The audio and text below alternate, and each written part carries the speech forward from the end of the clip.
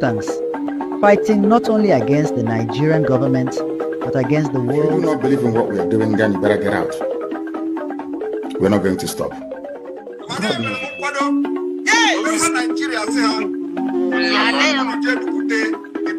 Going to lower the flag of Nigeria and raise the flag of the United States of Biafra.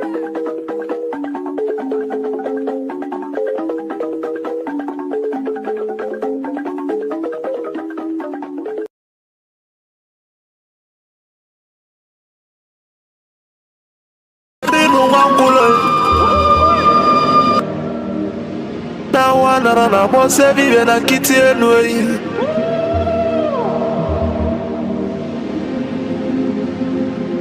na tulaje bwana mwabuli vemelem kuja atibe kuona tulane bovo imalugo no nugodo kokodo nyano be hule dani mona tulilu na ya kalakana kwa lerinu mwangulu ngula matali woso jere futa mbaka njuba diali kama abulezi okwenu na baka la keluego nezi enwe n'ụbọchị akala keluego n'udezi maka na ababa n'ụwa aralu n'unuteyi Umu Biafra kunyenwe Umu Biafra kunyenwe Unanu kwa ni mono nuno mono nezi biakenenwe Ono nenu lila tono na nagulugu senyi tono nugu banataye Kanyi wele fobi wena tabanu banyo Makana njuko no 1 million we bofu wa mabulezi okwe Naka ni kwata milake pa waja sienyi ka kesu ezo pabule be wero tamano Umu Biafra kuyenwe Kanyi wele fobi wena tabanu banyo Makano fobi abakama Nana nugo noe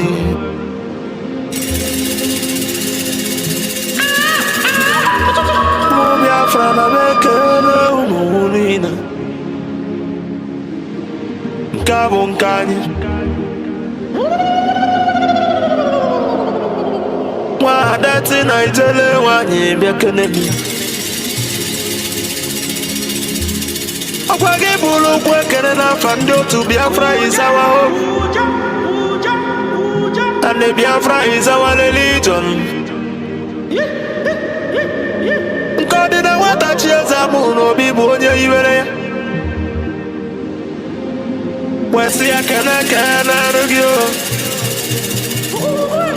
I don't know what you quote Ikemba one of Biafra land among them. Adawuneya kalaya dike. Ma fondi mo jiri die bu be bi de bi tebele among them. Abusi go dogweji mali bonini. Dogweji malo Biafra biya. Dumego chuku. Papa gisi ekene logi Philipu Efyong Abose kwa nwoke kwuloku we kwusi okwu si na Biafra ekunye Na ya bụ Biafra ya tulugo enata Una bụrụ na ya bụ Biafra ekunyigo N'ọkụ ọgụli nwata n'aka na ele Abagisi akane logo nyendu manzi Nnamdi Kanu Amadike Biafra kede dike Amadike Biafra bialu For the same reason that she has no jurisdiction to crime. No whatsoever. I came out of Bagimo for yet till in deal Badamula accused from my case and cannot try my case. There are things that are happening in this country that a lot of you do not know. It is my duty to make that very, very clear to all of you today. Because the lies are too much. The lies are too much. I sent a petition to Biafra COS Dr. NgoziOrabueze is using her position for personal gain. Her son and her husband are facing corruption charges. They told them that if they convict me, this is what is this is what happens.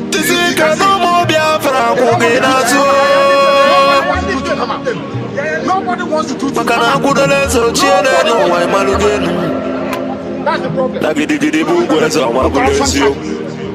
They sent her to my case. So Biafran government they don't have exile cabinet.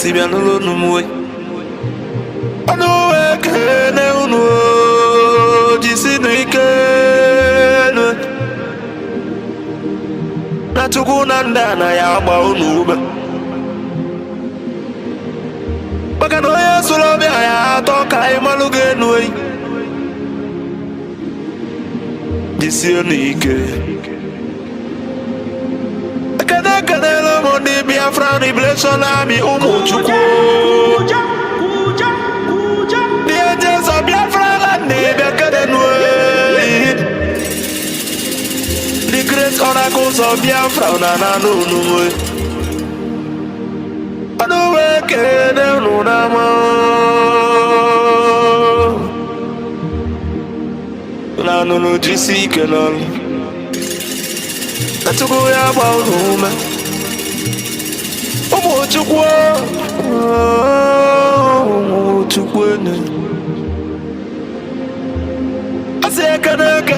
the Prime Minister H.E. Masi Simon Webber.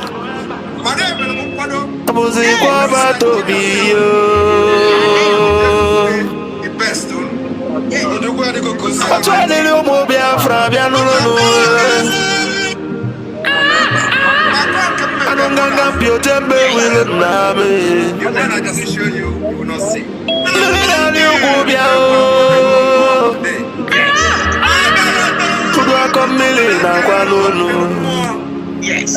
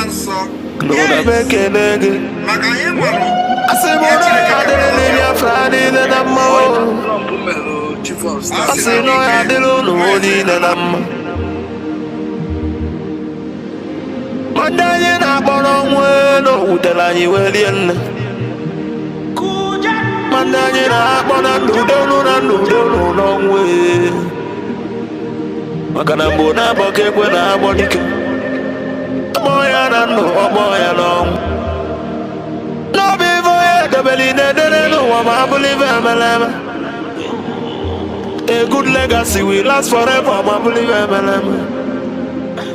and in remembrance of my bless you. And every one of you, and as I do welcome you, as always, I will ask you to welcome those around you. I welcome you by saying good morning, good afternoon, good evening, and good night to some of you, because unlike any other, this very broadcast, simulcast on multiple platforms this very day, morning, noon, or night, depending on where you are, is being relayed right across the face of this very planet Earth A lot of people are watching, a lot of people are listening, and many of you will be blessed as a result of it. And as I do welcome you, please endeavor, or should I say, try to welcome other people as well. My name is Nnamdi Kanu. I am the leader of the indigenous people of Biafra all over the world, the director of Radio Biafra and Biafra Television, and by the very special grace of the Most High Elohim, a servant of the wonderful people of Biafra. Regardless of where you are, as I said earlier, we are welcoming you, and we are going to pray as it is customary for us to do here. Once again, I welcome each and every one of you, and before we proceed, we are going to pray. As it is usual with us here on this platform, we pray because we are nothing without the Almighty. We are going to offer praise and adoration to Him as always, and I will, of course, should I say, unfailingly pray in the language of heaven. Some may misunderstand, some of them may try to misconstrue, but one thing is certain right now, in the presence of the Almighty God, Elohim, Adonai, El Shaddai in heaven, the angels are singing, worshiping, and praising the Most High with the very oldest language on the face of this very earth, the Igbo language. And that's how I'm going to pray.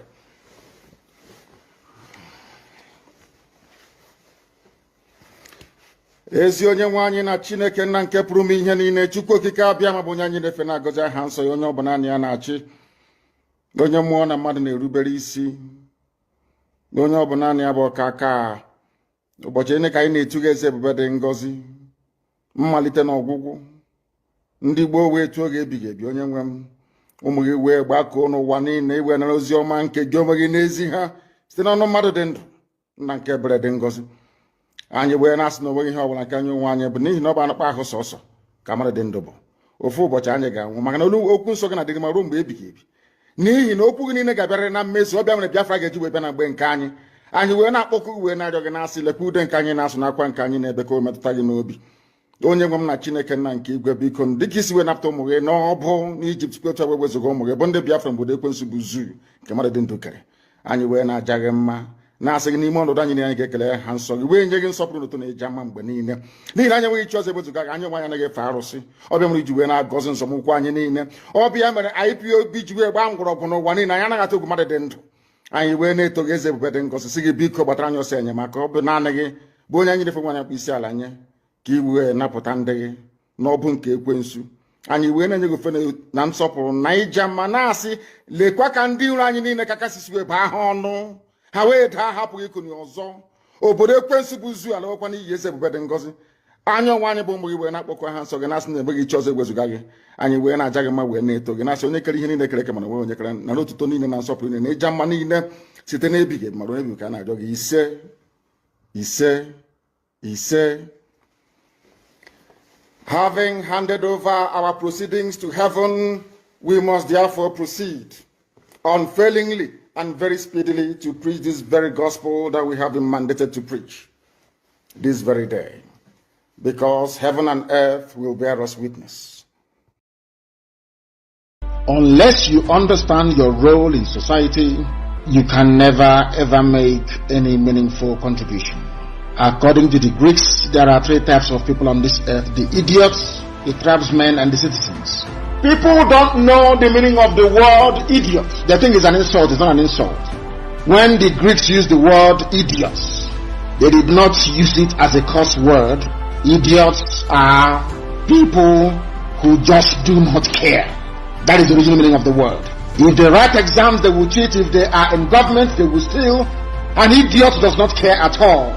If he eats banana, he throws the peel anywhere instead of putting it in a trash can. According to the Greeks, some societies have more idiots than tribesmen and citizens. As I used to say before, Nigeria is full of idiots. Idiots.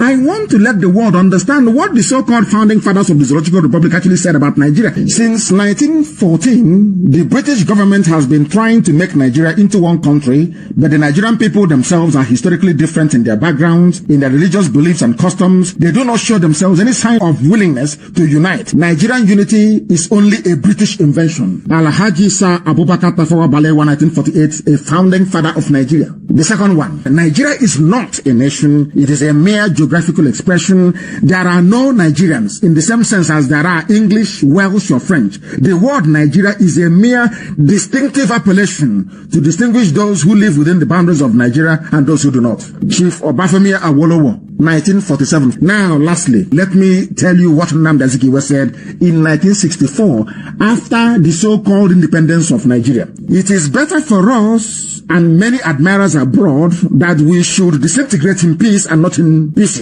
Then, should the politicians fail to heed this warning, then I will venture the prediction that the experience of the Democratic Republic of Congo, which is Katanga, will be a chance play if ever it comes to our turn to play such a tragic role. These are the historical facts that nobody can deny. We have it in abundance.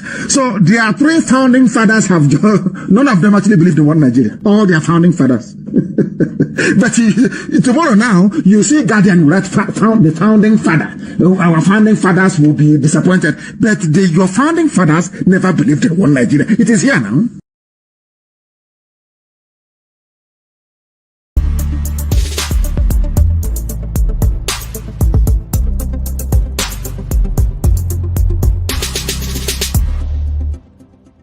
The Fulani approach to the zoo called Nigeria is called the devil's alternative. Fulani, they have this two-pronged approach to the issue of one Nigeria. If they collapse you through banditry, they will overrun you because they believe they have superior weaponry. Right now, and all of them are in this game together. That's number one. If you sue for peace, which idiots like Omahi are doing, if you sue for peace, they will also get what they're looking for because they will plant Ruga in every local government area. The devil's alternative, whichever option you choose, men are going to die. Men will die. It doesn't matter the option you choose. If you wait for them to do things peacefully, which they will never do, they are going to kill you anyway because they'll be Ruga. And you allow them to forcibly take over your land, you are taken over, they will take it by force.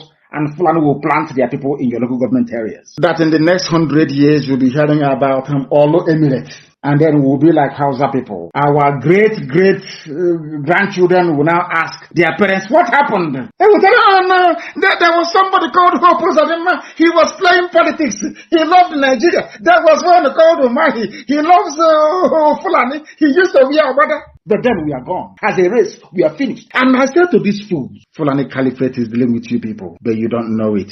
They are like the vulture. Nigeria is pregnant. If Nigeria dies during the pregnancy, they benefit. Nigeria gives birth to their Ruga, which they want, a new Nigeria, which they want, is also to their benefit. The only people aiding and abetting them are these quislings, the fulefus from the East, intellectuals, and sophisticated morons from the West. Most of you who claim you own businesses everywhere in Nigeria, for that reason, you want everybody to die. Nobody is above death. Death is going to visit everybody. Just have to pray that you live and make impact in this life. The impact that matters now, as far as Nigeria is concerned, is not the impact to make people millionaires. It is impact to make people to be alive. It is impact to make people to feel secure. It is impact to make people feel they are free. That is the biggest impact you can make.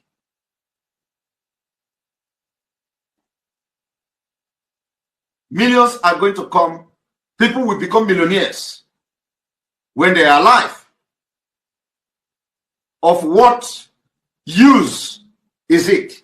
You make somebody millionaire today and tomorrow he died by gunshot from Fulani. Of what use will it be to the society? You pick up somebody and send him abroad and he come back to Nigeria and police will kill him. It is happening every day. Why do you want to continue to be part of a country like that?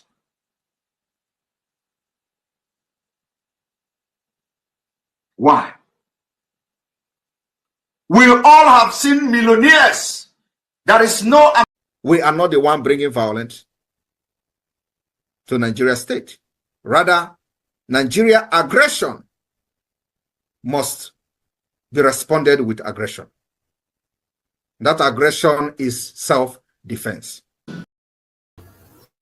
We have no mercy for those that come to disrupt the restoration of this struggle. We don't negotiate with anyone. We will never do that. Because when you do things like that, you encourage the same thing to be inside the government, and they will continue to do what they are doing. There's an adage that says, no matter how you try to leave them, to forgive them, to accept them, they will still come up with that same behavior. Because Nigerian government has a process of divide and conquer. They use people within to destroy what Biafrans are doing. We already know that, and that is why they are not going anywhere. That is why we stop them on their track. That is why we discover them anywhere they are, and we bring them down. That is what we will continue to do. No mercy. No mercy, because lives have been lost. People have died. Children have died. Innocent Biafrans have been murdered. They've spilled their blood. We are not joking. Anybody, any attorney, any lobbyist, you think we are joking in this restoration process? I pity you. Sorry will be your name. State administrators, those that feel they do not want to follow the path of Obatopie, we also welcome them to quietly and peacefully leave the United States of Biafra. Biafra promotes freedom of association. You are free to go with whomever you want to be with. That is a basic right. We are not going to take it away from you. You are free to associate yourself with whom you want to. But what we are not going to allow is being able to disrupt what we are doing.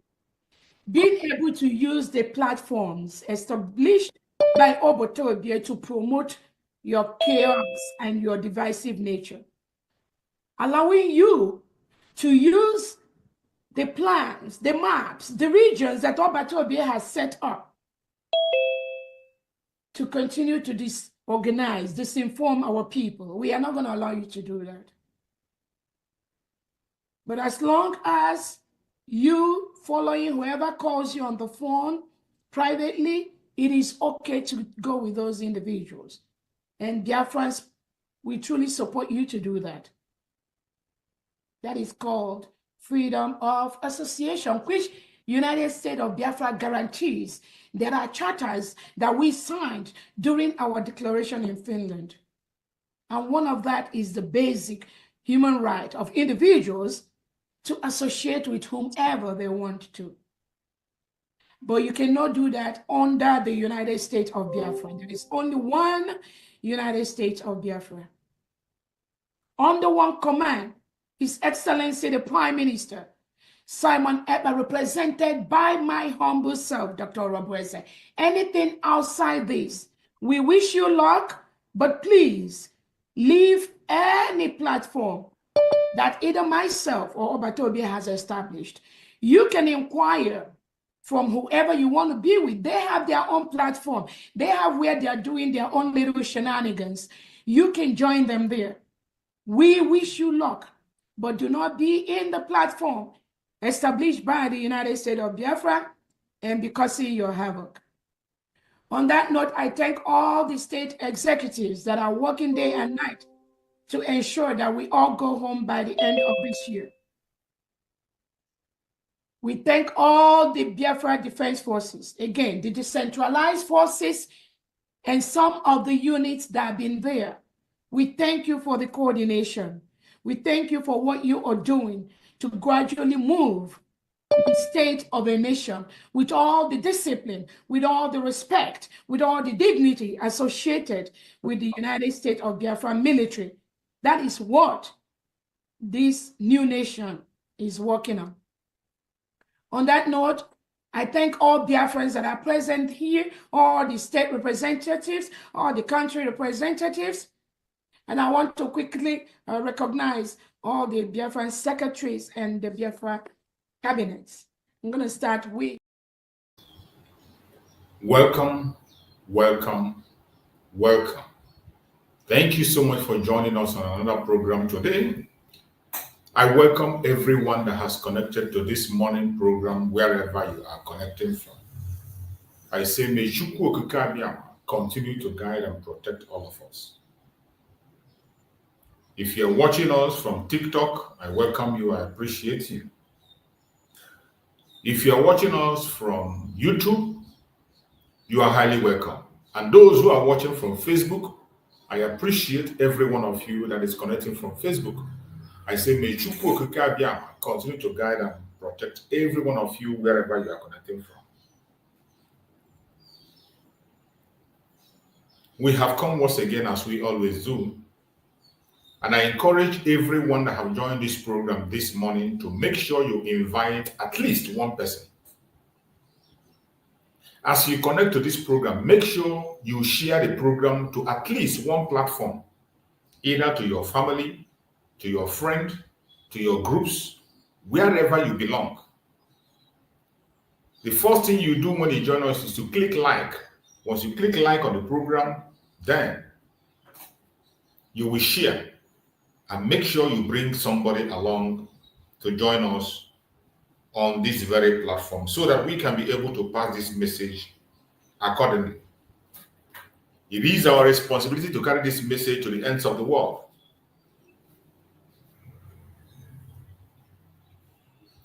We must have to continue to preach this gospel, no matter what happens, no matter how the enemies try to attack us, no matter how they try to hinder us, no matter what they do. Please like and share this program. We must continue against all odds. It doesn't matter what the enemies are doing.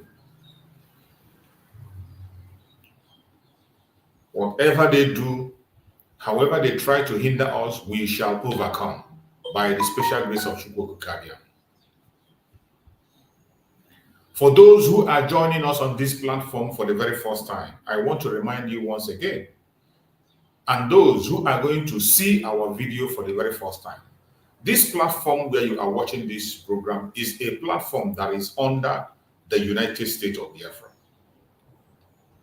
The United States of Biafra, under the command of our Prime Minister, Mazi Simon Ekpa Njoko, and on the supreme command of Mazi Nnamdi Kanu. Today, under the leadership and control of the Deputy Prime Minister, Dr. DPMDrNgoziOrabueze. That is where we stand. In this platform, we do not come here to instigate violence. We don't come here to preach hate. We do not come here to attack persons or individuals. We don't come here for propaganda or saga. What we do in this platform is to set the record straight. We don't come here to attack any race or religion. We are focused on bringing the plight of the Biafran people before the whole world. That is our focus. Our focus is to tell the world what the Biafran people are going through on a daily basis. We are here to expose the atrocities Nigerian government, terrorist government, is committing in Biafra land. The genocide that has been ongoing since 1967 up to date.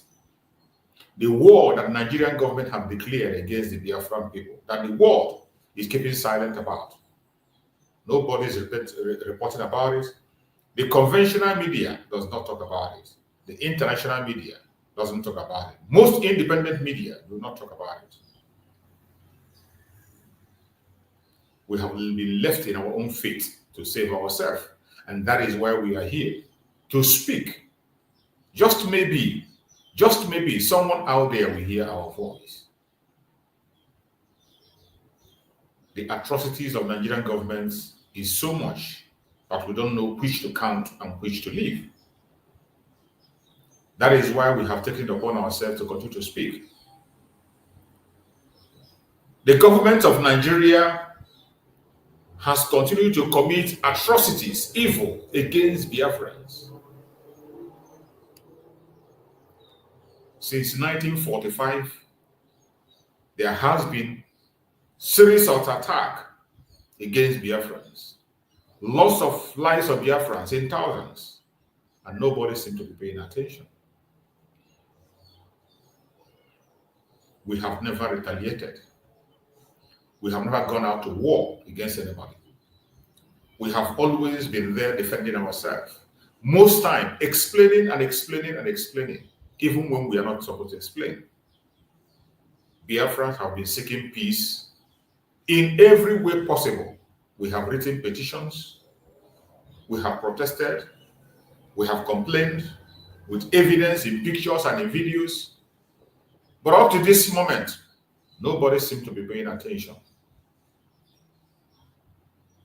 How long shall we continue to wait? How long shall we continue to endure? Never again. We will no longer wait. That is why the Biafran people have risen from all walks of life. And today, they are fighting and pursuing their freedom. Our supreme leader, Nnamdi Kanu, led this cause in this generation. The cause to set Biafrans free. Genuinely, he pursued it earnestly with everything he has. He put everything on line, including his own life, until the moment he was kidnapped from Kenya, an extraordinary rendition to Nigeria. For the past 5 years, he's still under solitary confinement. Even when he has won his case, they have refused to let go of him. Shall we keep silent and continue to watch? Never ever. And that is why the Biafran continue to fight. Under the leadership of our Prime Minister, Simon Ekpa, our Prime Minister fought and fought and fought. He did not relent. He made sure that the name of Nnamdi Kanu is not relegated to the background. He made sure that the voice of Biafrans continue to be on top of the news. He made sure that Biafra land is defended. Our Prime Minister, Simon Ekpa, fought with everything in him until the moment the global conspiracy played in, and they succeeded in removing our Prime Minister, Simon Ekpa, from our midst. Not just removing him from our midst. When they removed Simon Ekpa, they tried as much as they can to create chaos. They brought division. They sponsored people within to continue to make sure that our freedom is put on hold. But I can't that we are not able to succeed. Before I proceed, I want to play one of the last messages of our Prime Minister, Simon Ekpa, on November, before he was removed from us. There was a message that Simon Ekpa delivered, a short message he delivered before he was removed from us in November. I want to play that message, and I want you to pay attention to what our Prime Minister, Simon Ekpa, has to say. Let us listen to this message. Fellow Biafrans, today is the 11th day of November 2024. And entire Biafra land is under lock and key in compliance with the Biafra government directive. I want you to understand, it is only in Biafra land that people are not running away from their ancestral land in the entire Nigeria. In Yoruba land, people are fleeing the ancestral land. In the northeast, northwest, middle belt, people are fleeing from the ancestral land. It is only in Biafra land, and the government of Biafra made it possible. But you know what? They would like you to believe that Simon Ekpa is the cause of insecurity. No. I am the solution, and the only way they can get to you is by kicking me out of the way, which is not possible. I have come. made it possible. But you know what? They would like you to believe that Simon Ekpa is the cause of insecurity. I want you to pay attention to this very portion. I want you to pay attention to this very portion of the message. Pay attention. No. I am the solution, and the only way they can get to you is by kicking me out of the way. The only way they can get to you as a Biafran is to take him out of the way. The only way Nigerian government could get to us is to take our prime minister out of the way. The same thing they did during the time of Nnamdi Kanu. They took him out of the way to penetrate. And Chukwu Okike gave us Mazi Simon Ekpa. When he got to the last point, this message was delivered on November 10th to be precise. On November, one of his last messages, he said, the only way they can get to you is to take him out of the way. And that was the mission they had, how to take him out of the way. And they succeeded in taking him out of the way in order to get to you. And today you can see the result of taking our prime minister away from us. I want you to pay attention. Out of the way, which is not possible, is by kicking me out of the way, which is not possible. They can get to you is by kicking me out of the way, which they can get to you is by kicking me out of the way, which is not possible. I have come. After I'm done with Nigeria, Biafra will be free and enjoy freedom. Biafra will know the importance of freedom and what I'm doing today in 5 years to come. Thank you. You heard that message. The only way they can get to you is to take him out of the way. And that is what they did. But I bet you they didn't succeed. They did not succeed. No matter what you see today, no matter the waves you see today, no matter the attacks you see, no matter the confusion you are seeing today, they didn't succeed. And I thank Chukwu Okike for providing somebody to fit in Dr. Ngozi the surrogate to Mazi Simon Ekpa, who is today still building on that foundation.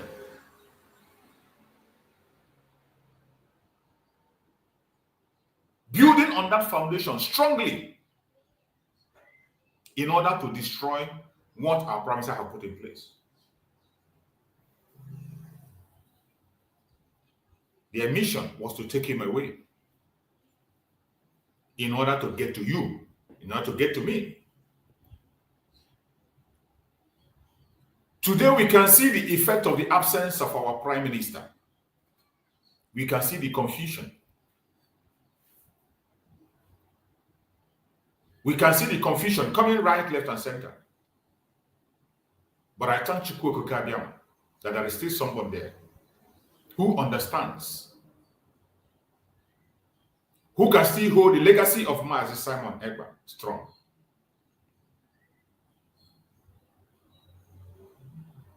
The attack is huge. The deceit is huge. The confusion is huge. The misrepresentation is huge. The deceit is huge. The contraption called Nigeria will go to every length to stop Biafra. The contraption called Nigeria is ready to spend everything in their possession. They are ready to spend everything they have to stop Biafra from exiting. And they are showing it. They can invest on anybody. Remember the word of Mazi Nnamdi Kanu. Mazi Nnamdi Kanu said they are ready to pay you anything. Anything. They are ready to pay you in order to stop Biafra. Remember the offer they gave Mazi Nnamdi Kanu. Mazi Nnamdi Kanu was given an offer to become a vice president. He was given the offer of an oil well. What else can somebody be offered But Nnamdi Kanu said, no, I want the freedom of my people. During the time of our Prime Minister, remember, our Prime Minister was promised to be made the Dangote of Biafra land. They promised our Prime Minister to make him the Dangote of Biafra land.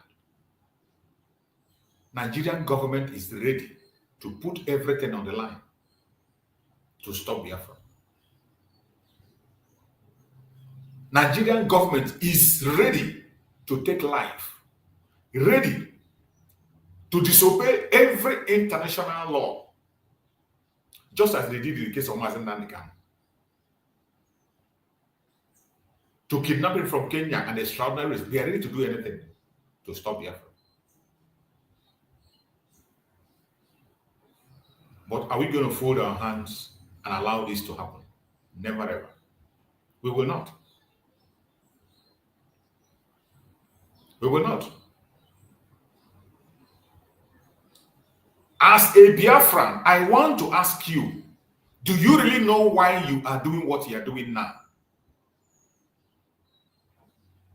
Have you sat and asked yourself, why am I in this Biafra restoration process? Why am I demanding for freedom? As a Biafran, do you really know why you are doing what you are doing? From the looks of it, it seems like so many of us do not know why we are where we are today. We don't even know why we are doing what we are doing. Some of us don't even have a reason for coming online to watch this program. Some of us that are broadcasting today don't even know why they are broadcasting. Some of us that claim to be in the government do not know why they are in the government. Some that claim they support Mr. A and support Mr. B do not know why they are doing what they are doing.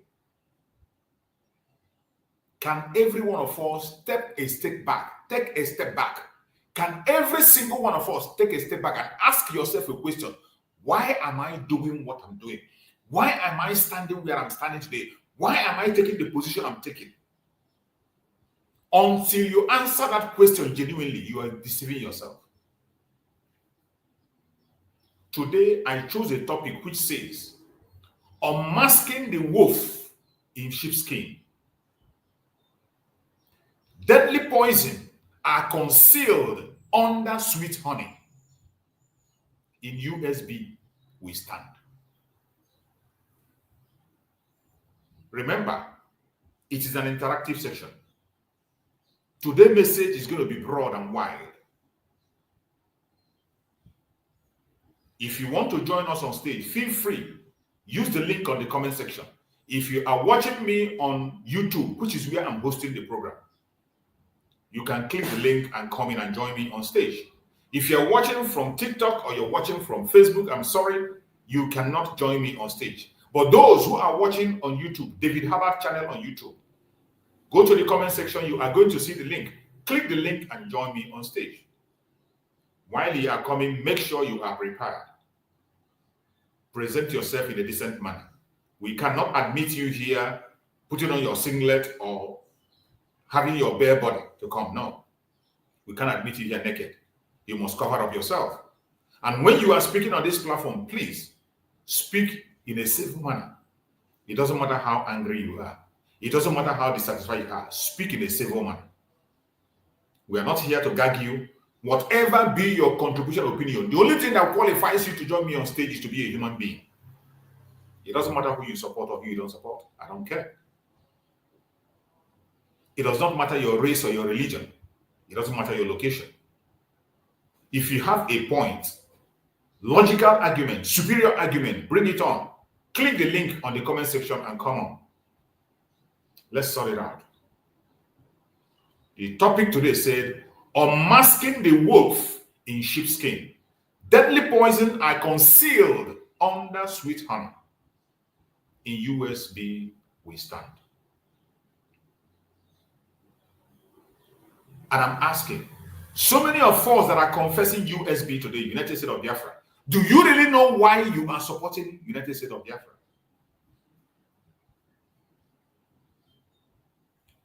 Those who have chosen to remain at the back, those that have chosen to go back to Egypt, do you really not have a reason for doing what you are doing? And I want to ask you, can you sit back and ask yourself, why am I doing what I am doing today? It doesn't matter who you are supporting. It doesn't matter where you belong. There is only one United States of Biafra. And if you are for United States of Biafra, do you really know why you are in United States of Biafra? Do you really know? Why are you supporting United States of Biafra? Can you ask yourself? Ask yourself, are you supporting United States of Biafra because of Dr. NngoziOrabueze? Are you supporting United States of Biafra because your friend is supporting? Are you supporting United States of Biafra because you are in my platform hearing from me, Chuk Survivor? Are you supporting United States of Biafra because majority of your friends are on that side? The broadcasters you love are on that side. Are you supporting where you are supporting today because of your own personal interest? Because maybe in your platform, when you begin to support the other side, it is going to affect your platform. Is that why you are supporting where you're supporting?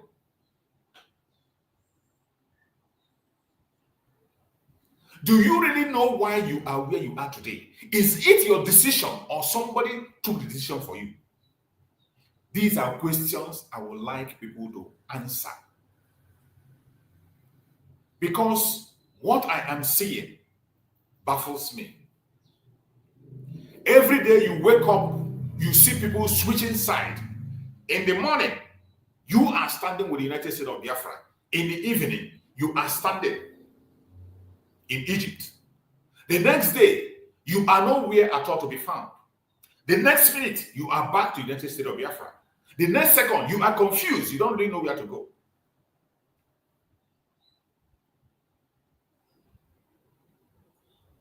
Do you really know why you are supporting where you are supporting today?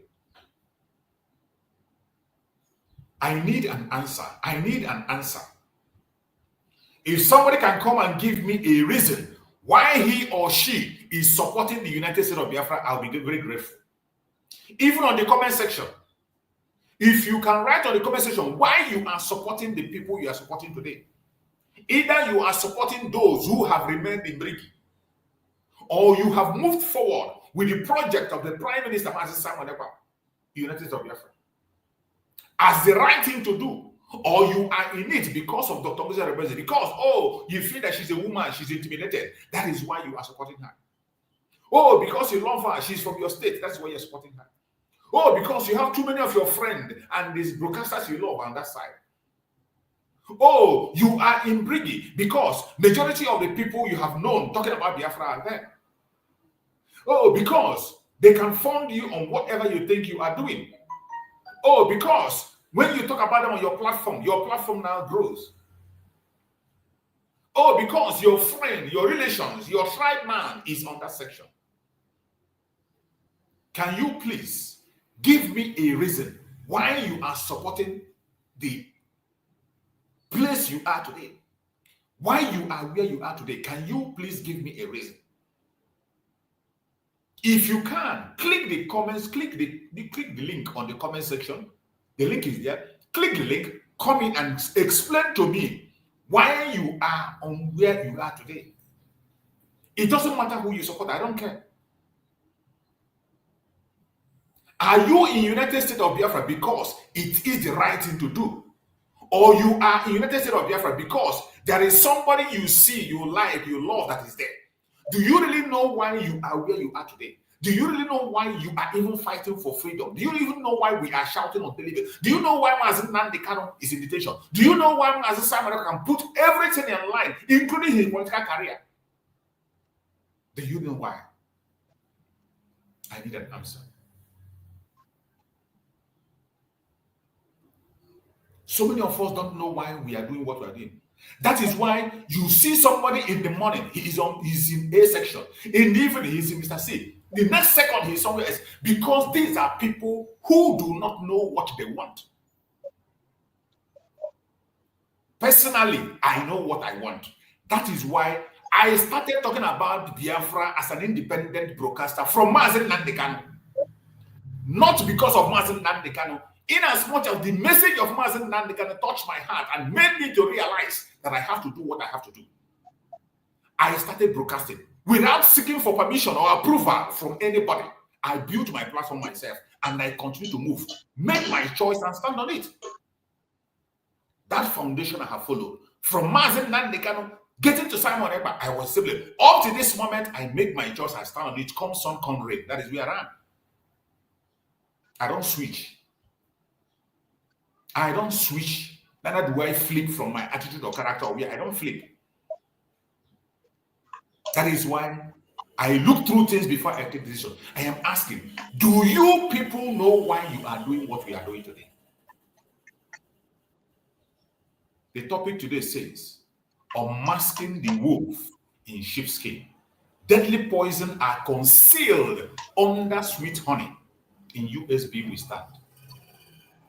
That honey you see, you know how sweet honey is. Honey is very sweet, but there are deadly poisons that are hidden in honey that can take you to death. All that glitters are not gold. All that glitters are not gold. Why are you doing what you are doing today? Do you really know why you are where you are today? Do you know why you are doing what you are doing today? I need answers. Because if you know why you are doing what you are doing today, nobody is going to confuse you. I see someone on the comment section, my brother Paul said, I see transparency in USB. This is his reason. Paul said he sees transparency in USB. That is why he is where he is. And he has a good reason. Transparency. And whenever he stops seeing transparency, he has the right to speak up and say, because I was seeing transparency and I no longer see it, I will not be there.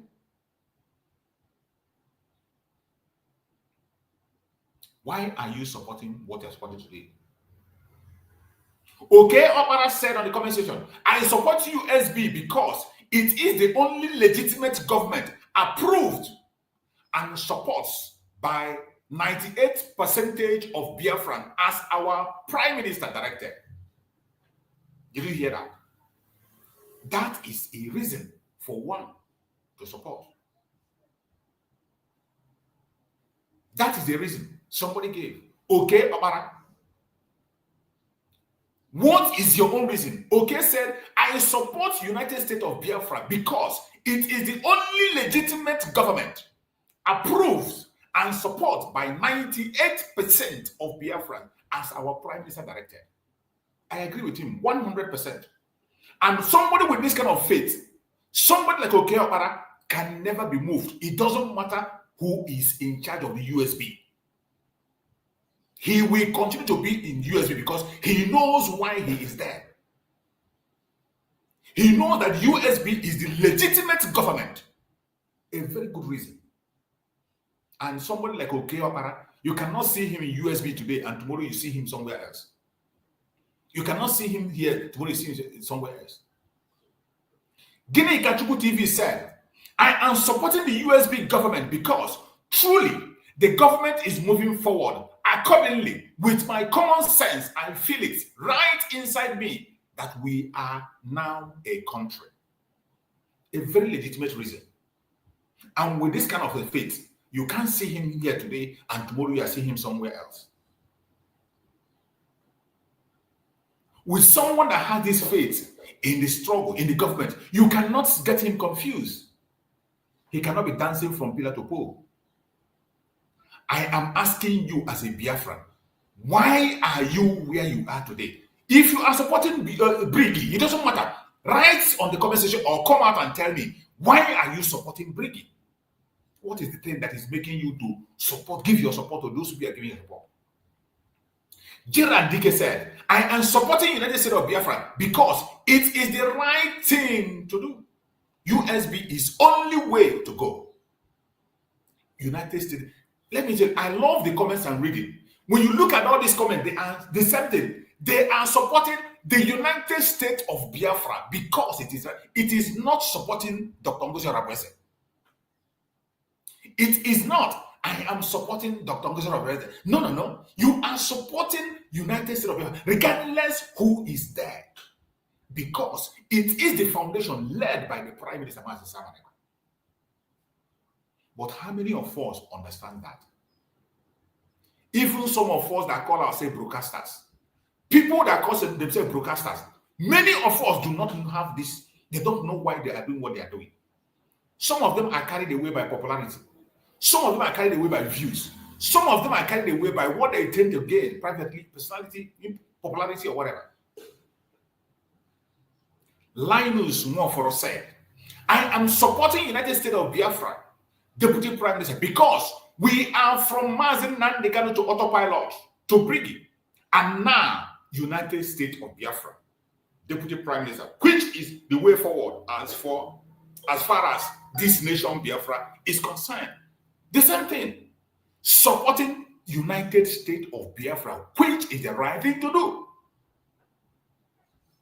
If every one of us have this mindset, nobody is going to preach to you, cajole you, or begin to present himself as an alpha and omega to make you think twice. No, it is not about an individual. It is about our collective interest, which is United States of Biafra. It is not about an individual. It is not about Mazi Nnamdi Kanu. It's not about Mazi Samaneka. It is not about Dr. NgoziOrabueze. It is about every single one of us, our agreement that we have reached, collective interest to go ahead, declare Biafra, be the United States of Biafra we have to be, bring it on the ground, make it get recognized, get legitimacy for our government. That is the only target we have. And that is the right way to go. My brother James Chigozie said, I am supporting United States of Biafra government because this is the right place, because Biafra has to redeclare. Exactly. The same thing. Redeclaration of Biafra was what every one of us agreed. Is that not true? Is it not because of redeclaration? That was why we conducted self-referendum. Go and read what was written on that self-referendum. Did you agree that United States of Biafra should be redeclared? That is the question. And we all answered yes. That is why we are United States of Biafra, according to our brother James, which is right. And with that kind of mindset, you do not care who is there. It is about your freedom. Whether a poor person, a rich person, a man, a woman, tall, short, it doesn't matter. It is about the United States of Biafra. Somebody must be there to run the affairs, and whoever stepped into that very office must be supported. I ask again, do you know why you are supporting United States of Biafra? Or you are supporting Briggy? Wherever you are, you are free. Let me tell you, freedom of association is what is signed up. Our Deputy Prime Minister talked about it. I play it every day when I make my program. Whoever you support, wherever you are, I want to ask you, write on the comment section. If you are shy to come up, go to the comment section. Tell me, why are you where you are today? Why are you supporting what you're supporting? Ezinne Perpetua said, I'm fully behind this platform. I trust their authenticity and commitment to transparency. Very legit. Very legit. And whenever she stops seeing that transparency, she's going to ask questions and give you a genuine reason why things have to change. I ask you, you that is there watching, listening, and getting confused, do you really know why you are where you are today? Do you know why? My sister Tina Oji said, I am supporting United States of Biafra because I want my freedom, and USB is the way to my freedom. With this kind of faith, it is still about the United States of Biafra and not an individual, not Dr. NgoziOrabueze. Whenever you are talking about her, you are destroying the foundation that holds you. Your freedom is what you're fighting against. And I bet you, it is high time you wake up and know why you are where you are. We are here because of the United States of Biafra, not because of an individual. Not because of an individual. It's in the perpetual said, I trust USB because of their authenticity and commitment to transparency. Why are you where you are today? My fellow Biafran, I am telling you that without an answer to this question, many people that you see today claiming to be with USB will fall out. Both broadcasters, both members of the government, members of the cabinet, they are going to fall out. Because they do not know why they are where they are. So many of them are there because of their friend, because of their love for Dr. NgoziOrabueze. And whenever they stop getting that love from her, they get out. Some of them, because of one reason or the other, they are friend. And whenever their friend changes direction, they change with that friend. Some for personal interest and gain. And whenever they stop seeing that gain, they will. Some of them for popularity. And whenever they feel that they cannot get that popularity in the USB, they walk away. You must ask yourself, why are you where you are? If you don't know, please try and find out. Try and find out and walk away. The earlier, the better for you. Freedom of association. If you want to remain in Egypt, goodbye. Goodbye. Don't be in confusion. If you know you are here because of your freedom, if you know that it is about our freedom, not about an individual, it doesn't matter. Nothing is going to move you. The United States of Biafra is what we are after. And every other thing will fall in place behind the United States of Biafra. Your men on the ground, your defense, your economy, the diplomatic movement, they are all anchored in the United States of Biafra. You cannot denigrate United States of Biafra and you are talking about defense. You are deceiving yourself. Let me tell you, you can fire a gun for 1,000 years. Without the diplomatic movement, you will get nothing. Absolute nothing. And when you talk about shooting gun and do it, how many bullets do you have to challenge the Nigerian government that is using your oil to buy weapons? How much do you contribute on fundraising to raise weapons that will face Nigerian government that can use your oil to deposit and carry aircraft? The greatest weapon we can have is diplomacy. And the only people that can go into that diplomacy for us is the government and not an individual. The government, not a group, not organization, not an individual. Let me tell you, if you continue to fire your gun without a proper diplomacy or people to speak out there, you will tag the terrorists and you are gone. You will be tagged the terrorists and you are gone. The only thing that gives you the legitimacy to see come out to come and begin to wave your gun right, left, and center. The only thing that gives you that right to stand and wear your uniform and say, I'm defending my land. The only thing that gives you that legitimate right of self-defense is the United States of Biafra, the government itself.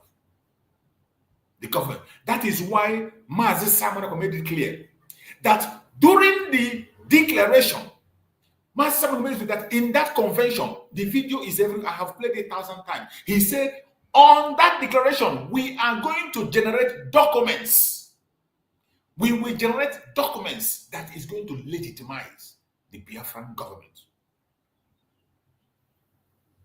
One of the most important reasons why that convention was held is that declaration. After that declaration, in the process, we are going to generate documents that are going to legitimize the United States of Biafra. One, the mandate. You must have the mandate of your people. And that mandate, the only way you don't just say it, you don't come and open your mouth and say, oh, we have the mandate just by saying, no. The war doesn't operate by what you say. They need evidence, concrete evidence. And remember, our prime minister is a smart person and a lawyer. he was able to generate that documents, that mandate. The same thing Nnamdi Kanu said, some of us have forgotten. Nnamdi Kanu said that before ever he will make a declaration of Biafra. You know, there was a time everyone was saying, declare Biafra. Oh, Nnamdi Kanu, let's declare and go. Nnamdi Kanu, let's go and fight. Nnamdi Kanu said, I am not going to declare Biafra until I get the mandate from the people. I will not declare until we get the mandate. And he said, I will not tell you how we are going to get that mandate, because I tell you, he knows that some of us are evil. Some of us are deceitful. Some of us are very crafty, that they're going to destroy it. The time came, that mandate was generated through the self-referendum that we conducted. Self-referendum which got more than 50 million votes. More than 50 million people cast their vote and told the Biafran government to go ahead and declare and move. More than 50 million. That is above 80%. Above 80% said go and declare. That mandate was sealed up on that convention. That was where the documents were signed and generated, and everybody saw it live. From that moment, we have ceased to operate in the old wine. We are now in the new dimension, the new mood. As a government, the deputy prime minister that day made it clear, on behalf of the prime minister, Mazi Samuel, from this day henceforth, we cease to be Brigi. We are now to be called the United States of Biafra, a sovereign state of. And Mazi Samuel said, after the declaration, we are going to pursue a recognition. It might take time. He said it's going to take time, but we have to chase it and pursue it. No matter how long it takes, it is a process. And I want to ask every one of you, from all the things you are looking today, who are the ones pursuing that very legitimization of Biafran government? What we see today, you see a group that is pursuing delegitimization of Biafran government, and they are legitimizing Nigerian government. And those of us who are focused on legitimizing the United States of Biafra government, which is the right government, people who claim to be Biafrans are fighting it. And they still claim they know what they are doing. And some of us get confused. They have digged and digged and digged and digged from different parts, and they get into your body. That is why I have always said we should remove sentiment and emotion in this struggle. Everybody is important. Let me tell you, every single one of us is important in this struggle. Everybody. Because I'm broadcasting today doesn't make me more important than you. That I'm broadcasting doesn't make me more smart than you. It is only opportunity. Some of you can do this better than I do.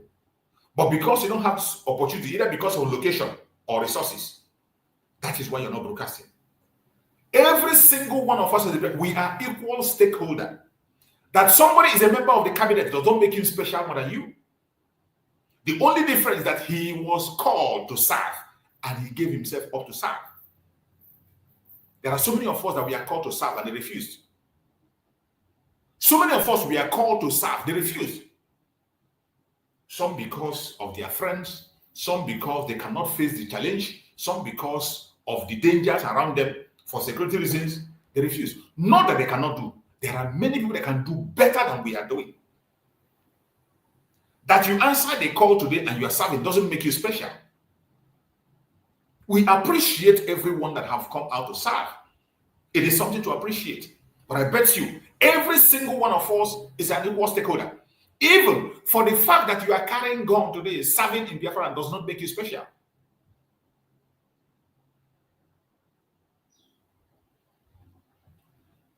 That you are serving in Liberation Army today, carrying gun, does not make you special. There are people that can do that job, that can carry that gun and operate it better than you do. There are people that can do it. Some of them because, do you know how many people are calling me on daily basis to join the Liberation Army?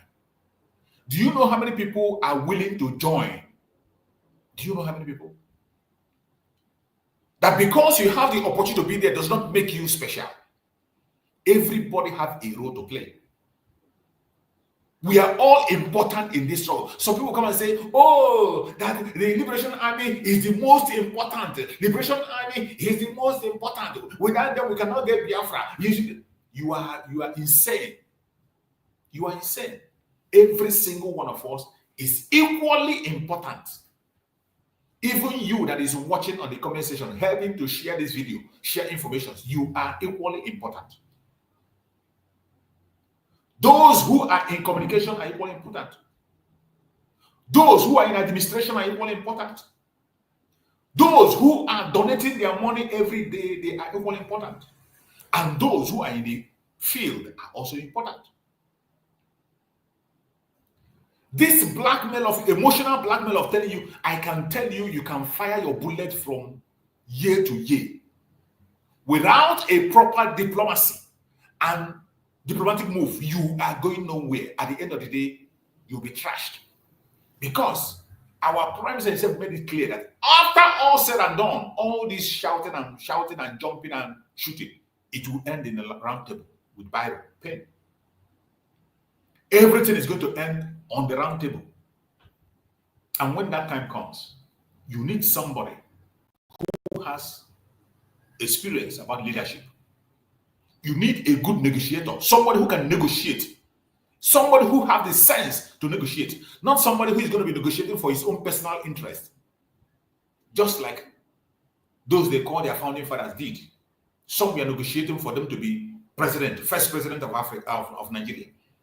Some were negotiating to be prime minister for their own personal interest. You need people that can negotiate for the interests of every single one of us. Some of us do not understand these things. You get carried away. Let me tell you, if you know why you are where you are today, nothing is going to move you.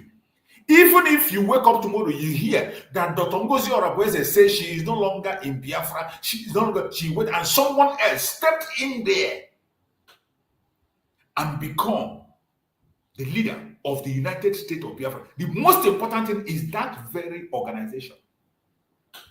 I have said it. It is not about individual. We don't build individuals. No. We don't build people. We build our nation. Our loyalty is to our nation, not to an individual. Our loyalty is to United States of Biafra. That is where our loyalty lies. That is where our loyalty lies. Until you understand this, you will continue to dance from red to light. Today you wake up, you are with United States of Biafra. Tomorrow you say, oh, you're not too sure. You're not too sure. This and that. You continue to confuse yourself and you continue to deceive yourself. It is high time we wake up and do what we have to do. There are a lot of wolves in sheepskin. There are so many of them. Even in this Biafran government of today, there are wolves in sheepskin. And the only way to escape them is to know why you are where you are. If you don't know why you are where you are, you will easily be blown away by breeze because of something one person said. One individual, an ordinary person like yourself, took a decision, and because of that decision, you just swing and begin to talk rubbish. Because you don't know where you are there in the first place. This deceit is right from Nigerian government. Right from Nigerian government. Every single governor in Nigeria today, in the southeastern part of Nigeria, every single governor knows that Nigeria is not for you. Every governor knows that Nigeria can never ever survive. You heard when Rotimi Amechi came out and said that Nigeria can never be better. That Nigerian people are very unserious. I didn't say it. Rotimi Amechi said it. This is somebody who was trying to who was supposed to contest for presidency. Rotimi Amechi contested for primaries in the APC for presidency. He said that Nigerian people are not ready and Nigeria will never get better. At a stage, he said, who told you that we have certificate? That you're not ready. Every single politician in Nigeria knows very well that Nigeria does not work for anybody. It is not meant to work. There is no plan in place to make it work. The dream has not started by any politician. Every single one of them is there for what they will get. It is about them, their families, their cronies, and their groups. They don't hide it. And I'm going to prove it for you today through the video we are going to use for today's program, the video of what do you call him? Soludo. I said yesterday that today I'm going to play the video of Soludo before he became a governor. After he resigned as the governor of Central Bank. After stealing on that direction, he came back. When he was trying to come into policies, you see how he began to woo people. And now, when you compare what he said then and what he's doing now, you understand that the deceit is so much. You understand that there are many wolves in sheepskin. They are in the government. They are in this struggle. Some of them are going live on video every day and you are watching them. You are sharing their videos. So many of them are there. You like them. When they talk, you think that heaven is going to fall. Some of them are broadcasters. If you go to their platform, they have thousands of views. When they post video, thousands of views. Because you don't know what you want. Unmasking the wolf in sheepskin. Deadly poison are concealed under sweet honey. Deadly poison are concealed under sweet honey. All that glitters are not gold. You must know what you want for you to survive what is happening today. You must know what you want. If you don't know what you want, sorry, your own case is going to be worst. Even your own deceit will be worst. Today, you are talking about people that are inbreeding. When your own will start, your own will be worst because you don't know where you are. That is what we are seeing today. People that don't know why they are doing what they are doing. All this while, it has been about their own personal interests. That is why when you find that you are no longer the center of attraction, you begin to attack the same thing you were supposed to build. Why is it supposed to be about you? Who the hell do you think you are? Every single one of us as Biafrans are equal stakeholder. Whether you are a broadcaster, whether you are a man on the ground or off the ground, whether you are in the government, whether you're a member of cabinet, we are equal stakeholders. There is no sacred cow.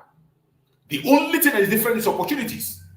Some of us have the opportunity, some do not have. Opportunity to come online and speak. Opportunity to be in position. Opportunity to serve because of where you are. It doesn't make you a special person. It doesn't make you a sacred cow. We are equal stakeholders. And when you think it is about you, it doesn't matter where you are today, tomorrow you are going to fall. I ask again, why are you supporting what you are supporting? Either you are supporting United States of Biafra or Brigade or whatever, why are you doing so? Do you know why you are doing what you're doing? Have you sat down and asked yourself, why am I where I am today? Why am I focusing on, why am I pursuing the freedom and pursuing the why? Until you answer that legitimate question sincerely, then and only then, you can be able to stand tall and get the right answers to the questions. I welcome you, my beloved brother Greg. Thank you for joining. Let's hear from you, my brother Greg, on today's program. You're welcome. Good morning. Good morning, Jews. Good morning, Biafrans all over the world. I extend my greetings and salute to Dr. Nnamdi Kanu and our Prime Minister, Maz Simon Ekpa Njoko, and our sister, the Deputy Prime Minister, Dr. NgoziOrabueze. My greetings to them and greetings to all the cabinet, the media, and lovers of Biafra and lovers of freedom all over the world. We pray that God will give us the strength and wisdom today and bless us with more wisdom to get what we are looking for. We pray for God's strength and for more resources because we cannot get Biafra without resources. So we pray God to bless us with resources and strength. Yes, thank you so much this morning. I saw your headline, Unmasking the men that cover themselves as a sheep, why they are more than python and evil. You know, it is a shame. And I had all the comments that you are reading during your time and how people were commenting what they believe in. The first thing for a man to succeed is that man to know where he is going. When you wake up in the morning and you have an appointment, and that appointment, after you dressed, you put on your clothes and everything, you start your key, you hold your key and you enter inside your car and you drive. Already your mind is pointing where you are going. Your mind is pointing where you are going. If along the way there is an obstruction, traffic, you will try to get patience or looking for a way to come out from that traffic to get exactly to the place where you are going. So already you have appointment and you have mind where you are going, and you have something you want to go there to achieve. So it is only some people that doesn't know where they're going, and people without appointment. You know, people who just want to go for window shopping. You know, if you are going for a window shopping in the city, you don't have direction. You can say, let me just go for a window shopping, and as you step outside, maybe a friend just see you and say, where are you going? Say, I want to go. You say, come, let us go, if not, to drink pepper soup. You just enter direction of pepper soup drink, taking pepper soup and some one or two bottles of beer. You see, because you didn't have direction. You have no serious business going to the city. You have no appointment in that city. So, but if you have appointment and you need another appointment, there is something you must go there to achieve. There is no friend, no matter how related he might be, and you know that appointment is very important to you. When he comes, immediately he comes down and you are going for your appointment and he says, where is? You say, why not just go and have some drinks? You tell him, no, I have a very important appointment. If you want us to go and drink pepper soup, if maybe after the appointment, if you want to join me, you have to wait until my appointment is finished. It's okay after the appointment, but you can never abandon that the appointment and start going for or pepper soup and some bottle of or some cups of beer. No, you will go and do what you're supposed to do, because that is appointment and that is you have a business there to achieve. So majority of the people that you see today, that anywhere they push them, they go are people who they are like people who are going for window shopping. They have no appointment. They have no direction. They have no business in anything concerning Biafra, achieving Biafra.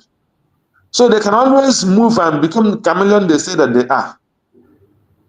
So they cannot even understand what government is all about and the purpose why they went to Finland. Majority of them don't even know why they contributed money. They were contributing money because other people in the forum were contributing money.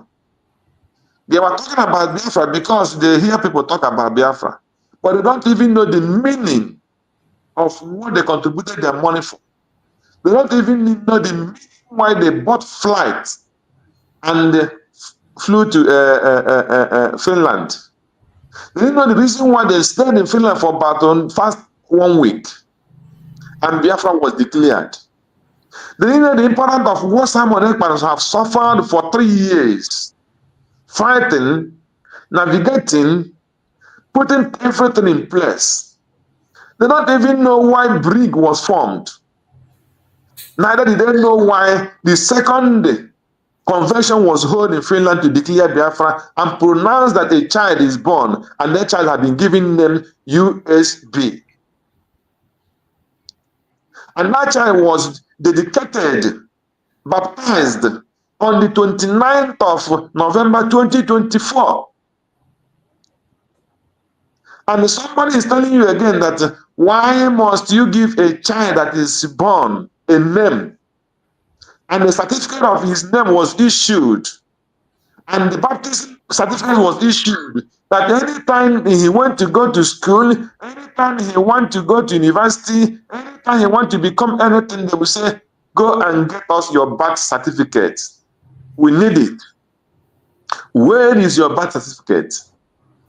In this day, you were given birth, and in this day, you were baptized, and your name is United States of Biafra. So many of them have not come to ask themselves those questions. Why did I flew to Finland? Why did I took all this risk? Many of them did not even ask why we have some people saying, no, Biafra cannot be declared, because they were not sure of the child they were about to give name. They didn't even know if that child was their child. They didn't even know if they are among the people that stay night, day and night to make sure that that child is being delivered. So when you start see some of them acting and start causing that name, that people fasted, causing that name, that people flew all over the whole world, causing that name, that people took risk of their life and went to Finland and gave that name United States of Biafra. Then you ask yourself, why? They don't even know. They don't understand it. They don't understand the meaning of that name they went to Finland to pronounce. They don't understand that declaration. They don't understand the risk that that woman took and pronounced. This is the child is born, United States of Biafra. Anywhere you are, today when they ask you, you will say, I am a Biafran. I am among in the name United States of Biafra. That is our name. That is our origin. That is the name that God has given us as a people. We are the children of Biafra, created by God. They don't even understand it. They don't understand it. So for some of them today, it is Dr. NgoziOrabueze. Dr. NgoziOrabueze is Biafra. Some of them today, Dr. NgoziOrabueze is Biafra. Is that Biafra is for her. For them today, United States of Biafra, that Simon Ekman fasted, prayed, fight, become enemies, fight the world, fight Nigerian government, fight Buhari, fight Tinubu, for that name to come and be pronounced. Today, they are calling that name only Dr. NgoziOrabueze is Biafra. So my brother, then you ask yourself, why are people so bad and wicked? Why did they put their 1 cent? Why can you be putting your 1 cent into something that did not even know the meaning and what you don't believe? How can you be a man and you wake up and you say, I'm aged to get married. I want child. You want to marry a lady, or you went and have a lady and you pregnant that woman, and you tell that woman, this child is my child. And when the child was delivered, healthy, sound, and they gave the child name, you started saying, no, this child, I don't think I'm ready to have it. Take it back to your womb until when we are ready. Or maybe you went for Simon Ekman, who is worthy to give that child name. Maybe I'm not sure if I'm among the people. I'm not sure if I'm the person that come to marry you and give you and give that. Maybe it's only my father who can take the responsibility of that child. So you see, some people are not made. They don't even reason with their brain. That is why you see us today. And that's why many are covering themselves in that ship. They don't understand what they are doing. The same thing happens to every level, everywhere. They come and you think they are with you. When you look at the wife of Nnamdi Kanu, this is the woman that Nnamdi Kanu probably, I don't know, but Nnamdi Kanu, either two ways the Igbo people marry.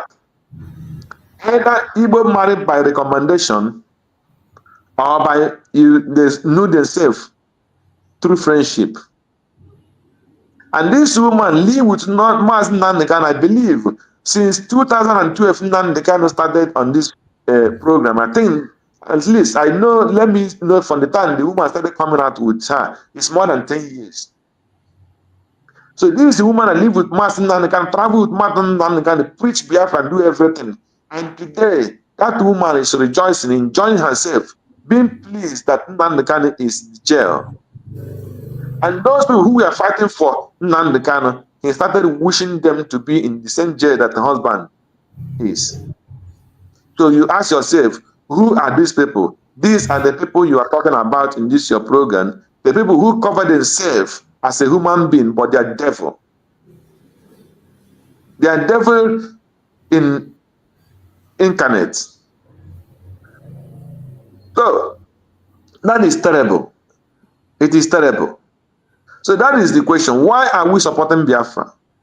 Why do you want to be free from oppression? Why do you want to be free? I was discussing with somebody this morning. This program, I on this program already, but somebody called me from Biafra land. I was discussing something with him. So at a point we discuss about the NEPA and what is going on in Nigeria. We discuss about the meter, how Nigerians are getting meter. They recharge, what they call it, the one they call recharge meter. So if you want to get to recharge meter, you go and register. They call it opening account. You go and open account for your 1 meter. So that account, when you open that account for 1 meter, then you pay money for 2 months, maybe 10,000 or 10,000 for 2 months power. Then you pay for 20,000 for opening the account. Then you already have you get 40,000 already. Then you pay 130 something thousand for NEPA. Then I was asking this guy this morning. I said, all this money they are asking you people to pay. All this money. I think they say that meter. He said meter is the right. It is a property that for Nigerian power authority. It belongs to NEPA. So I asked him, this 100,000. He says when the meter come, they were giving people, but they don't want to give people free. They give some people free from the beginning, but they don't give people free. Now they're charging 100,000, and you pay for 2 months consumption, and you pay 20,000 to open your to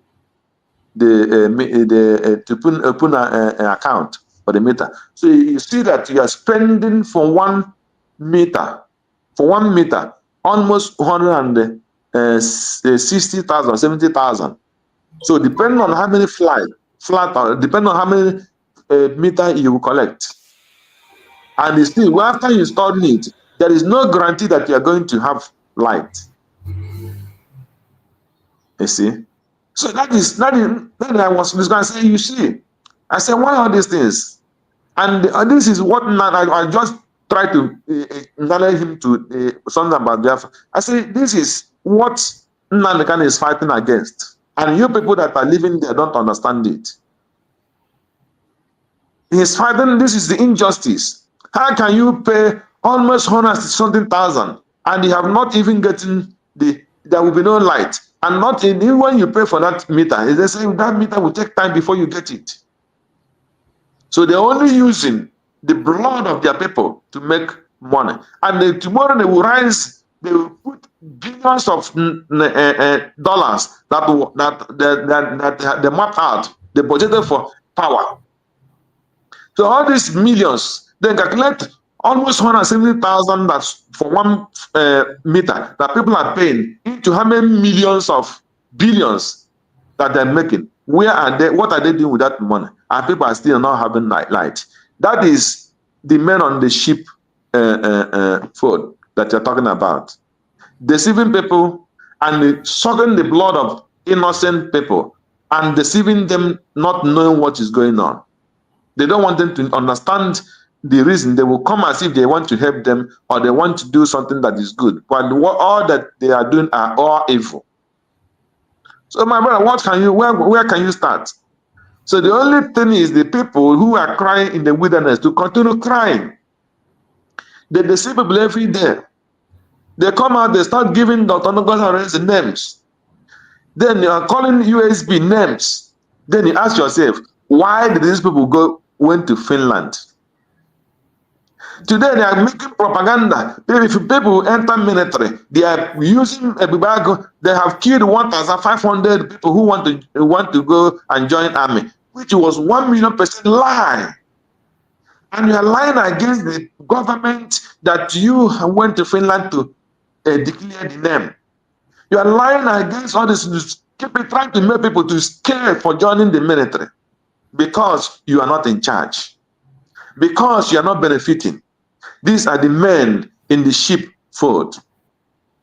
These are the demons in the sheepfold, lying against an innocent people, lying against what the government is doing, lying against innocent women. These are the people you are putting here who cover themselves as if they come from Biafra, but they're all liars. Even people who are up to 70 years, like this old woman, till today, that woman is still making lies, going up and down every day. Then he asked me, why did these sheep men on the cloth went to Finland? That 70 years old woman. Why did she went to Finland? Why did Simon Ekman was arrested and she declined from coming out to follow up to know what is going on? Why is she coming out now to lie, to deceive the children that she's supposed to show the light and tell them the truth? Then you ask yourself, the evil that is in people, it is very, very hard to remove it. And there is no other thing that can make us to succeed unless if we follow the light, unless if we do the right thing and the truth. And it's the only truth that can set you free. And it is the only United States of Biafra it is that are very, very open. They have nothing to hidden. Their government is open. They never do anything in secret. Those who wanted to be in secret are liars. They are going out little by little. People who want to be in control before things will work and do not having the knowledge of what they want to do. Those people are the people who are the men on the sheepfold, the evil people. So what can we choose? It is only people to follow this, you're crying every day, coming out in the wilderness, crying. This is the light. Follow the light. Follow the truth. Do not go back. Don't go back. Biafra have been declared. Biafra, the name have been given. The child have been born, and the name have been given. And you cannot go back and tell the woman that born a child and say, no, don't take that child back to the womb. It is not possible. The child has been born and the light must shine. So we have to work to make sure that this Biafra we are talking about and we have declared and give that name, that name stand, and we must show the world indeed we really want this light and this name to stand. And that child will not die, the child will live. So any person fighting, trying to quench the child to grow, that child will fly like an eagle. It will not die, the child will live. That is my message to them in this moment. Thank you. let me give chance for a minute. Thank you so much, my brother. Thank you so much. I appreciate you for that amazing contribution. As always, you have been very, very on point and outspoken on these issues, and I appreciate you so much for all your immense contributions. And we must continue to speak, regardless what the enemies are doing, whether they like it or not. We will continue to do what we have to do. And I want every Biafrans to be focused. Do not be deceived. Do not be distracted. The enemies are going to come on different angles, on different portions. But I bet you, Chukwu Okike Abiama will never leave us behind. Just like what my brother said, that update was given by our Deputy Prime Minister. I'm trying to pull out that update that was given. You know, when they begin to push those lies to confuse those they want to confuse, and the only people they are going to confuse are those that are not paying attention. That is why it is important for you to pay attention to the government and understand what the government is saying. Understand what the government is saying. Look at the update that was sent by the Deputy Prime Minister, and the update says it was about, I think it was yesterday that she wrote this, because of all the nonsense that some idiots are talking out there. This is the platform of our Deputy Prime Minister, Dr. NngoziOrabueze, and listen to what she wrote. Biafrans, beware of criminals, their lies and their sabotage method. There is no physical recruitment now into the United States of Biafran military. All applications are through email and free. All the application into the United States of Biafra military is through email and free. There has never been any physical recruitment anywhere. The United States of Biafra have not made any physical recruitment anywhere. Any training anywhere has never been conducted. No applicant has been interviewed, hired, talk less of being killed. But you see the lies they are peddling. They push a lie and they say that the Biafran, the United States of Biafra recruited people and they were all murdered and they were. These are lies.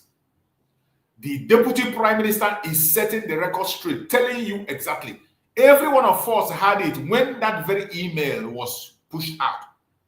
She announced it openly that if you want to be part of the Liberation Army of Biafra, send in your email. It is an email application. There is no physical recruitment anywhere. There is no physical application. There is no payment anywhere. It is just free.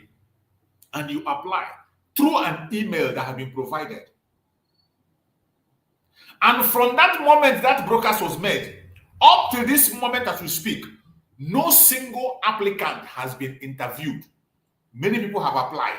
Many people have sent their email. Many applications have come, but no single applicant has been interviewed.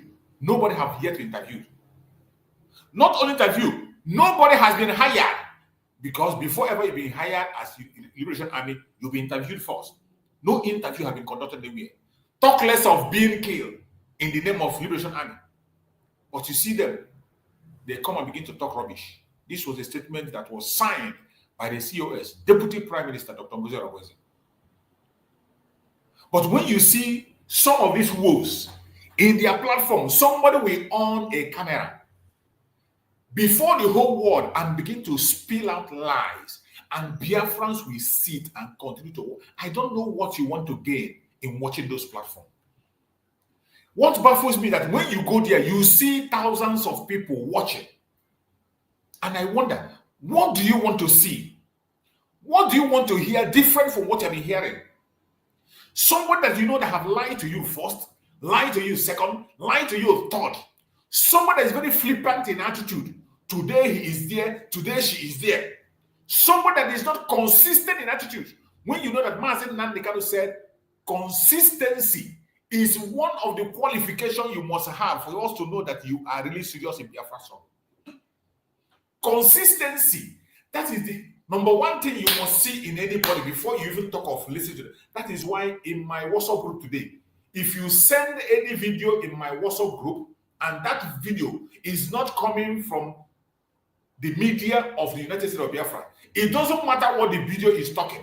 It doesn't matter who the video is preaching. It doesn't matter who the video is presenting. I will delete it. If you send any video in my platform, any platform, you send any platform, all this YouTube video, you send any video from any platform to my WhatsApp group. Once I see it in that WhatsApp group, where hundreds of Biafrans are, once you send it, I will delete it. The only video I leave in my platform is videos that are coming from the approved platforms by the United States of Biafra. If your platform is not approved, you can't see your video in my WhatsApp group. Once it's there, it does not matter what you're preaching. Even if you're preaching about me, about Dr. Ngozi, I will delete it. Because we cannot be promoting nonsense. We should stop promoting nonsense, stop promoting idiocy. It doesn't matter what the person is talking. We are very good in promoting nonsense, exalting ignorance, exalting foolishness, simply because somebody have an opportunity to have a phone and begin to talk about Biafra. Simply because somebody put flag of Biafra behind him, you want to share it, you want to believe it. Simply because somebody said, "Oh, hey, Biafra," put video of Nnamdi Kanu, you follow it. Simply because somebody come and say, "Oh, Biafra," because you see a title in the platform, you see somebody's YouTube name is Biafra this and Biafra that, you are sharing it. You are an idiot. You must continue to pay attention before you do anything. That is why Nnamdi Kanu said there are many idiots in Nigeria. Not just in Nigeria. Even in this our Biafra song, there are many idiots. An idiot is not a cause. People that do not care. People that can take bribe in anything. People that can accept any nonsense. There are many idiots. Many, many, many of them in this Biafra struggle, not only in the zoo. And we are the ones that promote them. You see the video, why are you sharing it? Someone that have lied the first, lied second time, lied third time, lied fourth time, you are still, why are you sharing it? What do you want me to see? What do you want me to see? Why are you sharing it? You have to promote that nonsense. You hope to promote atrocities against yourself. You hope to promote a fight against yourself. And tomorrow you'll be crying. You don't know what to say. You don't know what to do. Somebody lied to you first, lied to you second, lied to you. Even when they are crying, they are lying to you. They will cry and they will beg you, they lie. When they cry, they will beg you, they are confused. When they cry, people that are not stable, very unstable people, human beings. And yet, you watch them, you share their video, you go there and sit down for hours watching. I don't know what you want to hear. I do not know. I don't understand. So many of us here, they don't follow the government platform.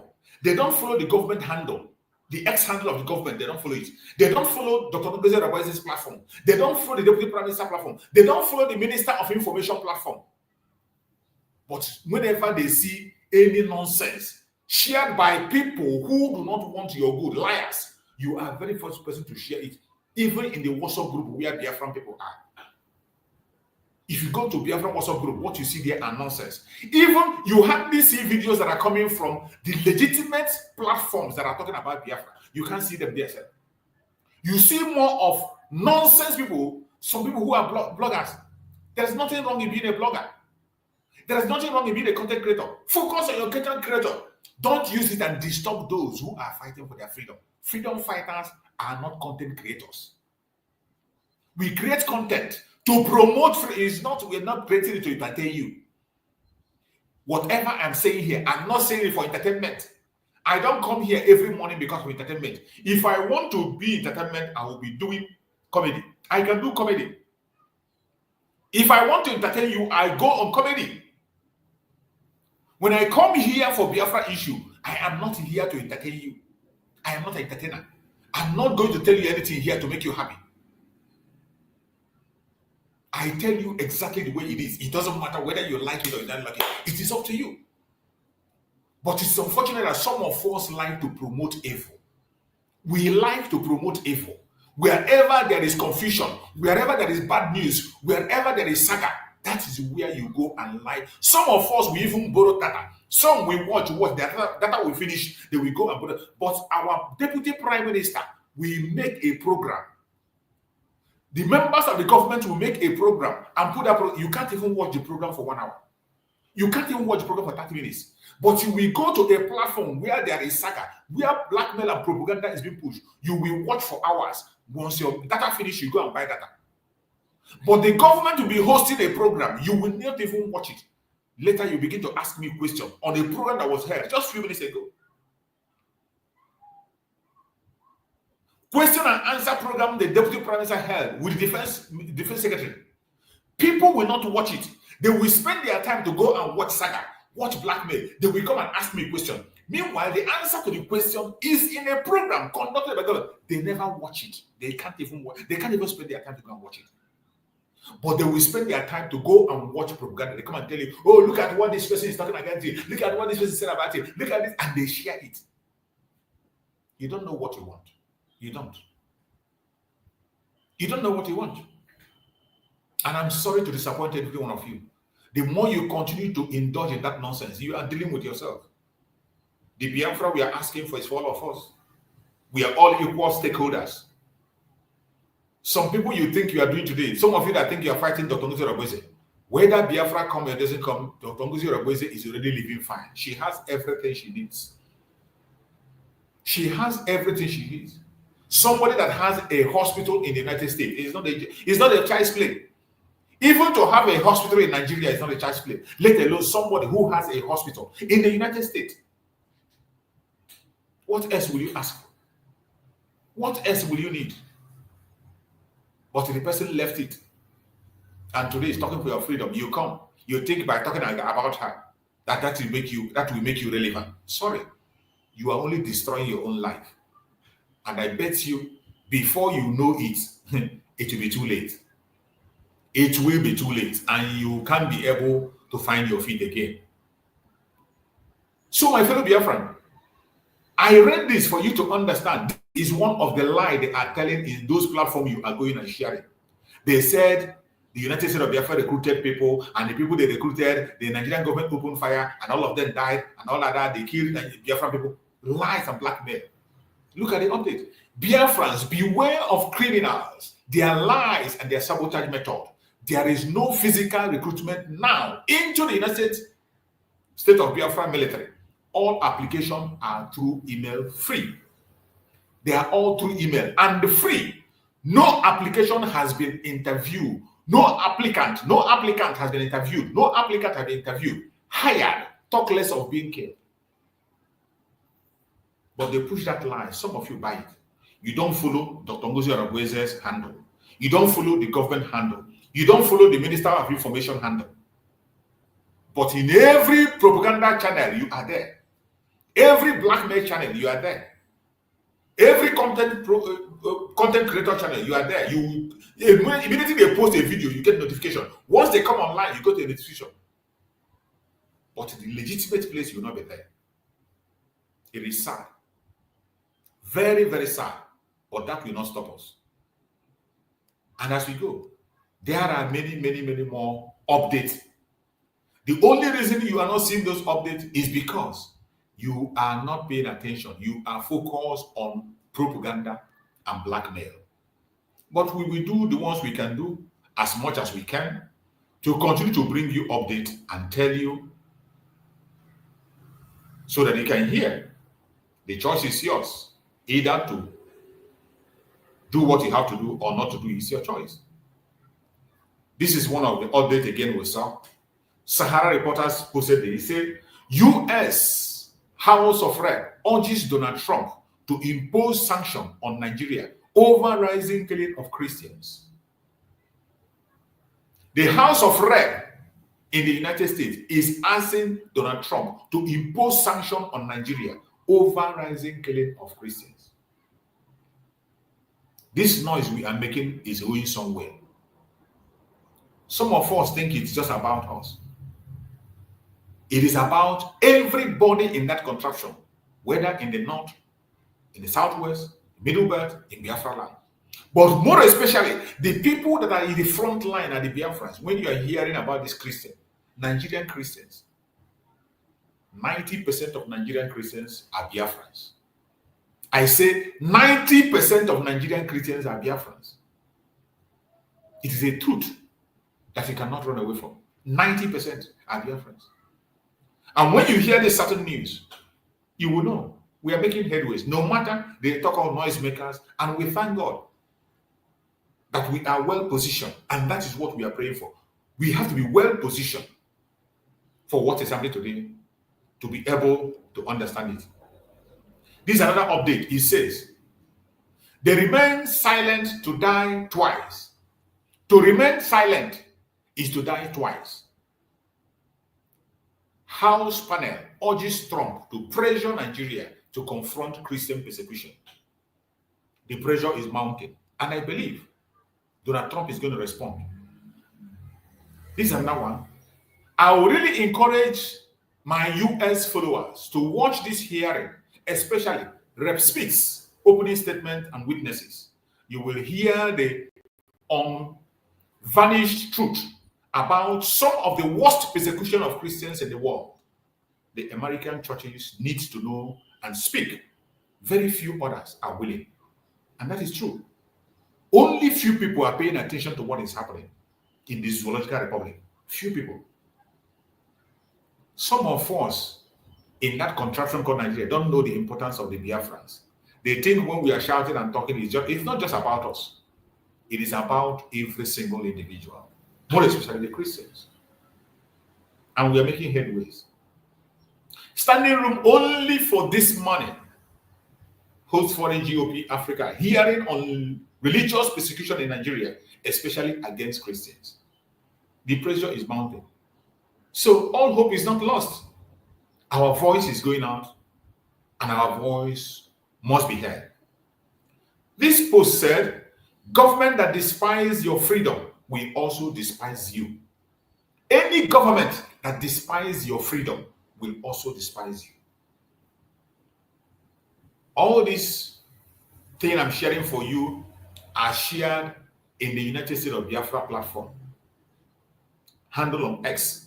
So many of you are not following these handles to get update. You don't. But in every propaganda channel, you are there. Every blackmail channel, you are there. Every content creator channel, you are there. All you do there is to go and listen to news there, and you come and begin to share to confuse Biafra and confuse yourself. The earlier you begin to do the right thing, the better for all of us, because this battle will be fought. Every one of us must prepare. Remember, tomorrow is our fundraising. Tomorrow is our fundraising to continue to support the Liberation Army of Biafra, to continue to support the United States of Biafra, to defend our land and do it the best way they can. It does not matter the propaganda. It does not matter the blackmail. They will continue to push their propaganda and blackmail, and we will continue to march forward. We can never be stopped. We can never be cajoled. We can never be frightened or threatened by their propaganda and lies that are coming from right, left, and center. Wherever you are as a Biafran, you must wake up. You must wake up, and the time is now. The evil of these people is so much that you cannot underestimate it. There are a lot of wolves in sheepskin. And as I promised yesterday, I am going to play a video of Soludo, why he was pretending to be a good man before he became what he is, before he began to unmask himself. For some of you today that think that what he's doing in Anambra State is for your own sake, you don't know what you are saying. For some of you that see that what he's doing today is for your benefit, you better think again. The most dangerous action is coming from that man. And at the end of the day, if care is not taken, many are going to lose their life. You're welcome, my brother NgonziOrabueze. Let's hear from you. Go ahead and speak to Biafrans if you're there. Are you there, NgonziOrabueze? Yeah. Give me some minutes. I'm driving in my park. I'll call you. Okay. Okay. So let's go ahead and listen to this very video. Pay attention. Let us listen to this very video. This was a video that Soludo made before, I think that was when he resigned from central bank governorship, and then he began to pursue his political career and began to lay foundation for what you are seeing today. And you see him the way he spoke there, and you begin to wonder, is he the same Soludo that was speaking there that you are seeing today? I want you to pay attention to this very video. State indices and the rankings of Nigeria, we have been coming back precipitously from number 54 in 2005, now to number 13. We are one of the countries under the red alert list. And so it hasn't worked. The concoction hasn't worked. The 36 structure. Here, Soludo is trying to tell you that Nigeria has never worked, hasn't worked, will never work.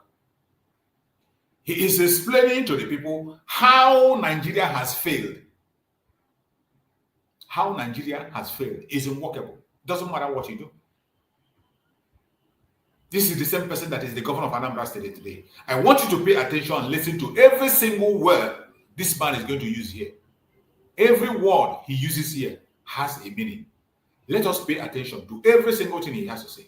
The failed or fragile state indices and the rankings of Nigeria, we have been coming back precipitously from number 54 in 2005, now to number 13.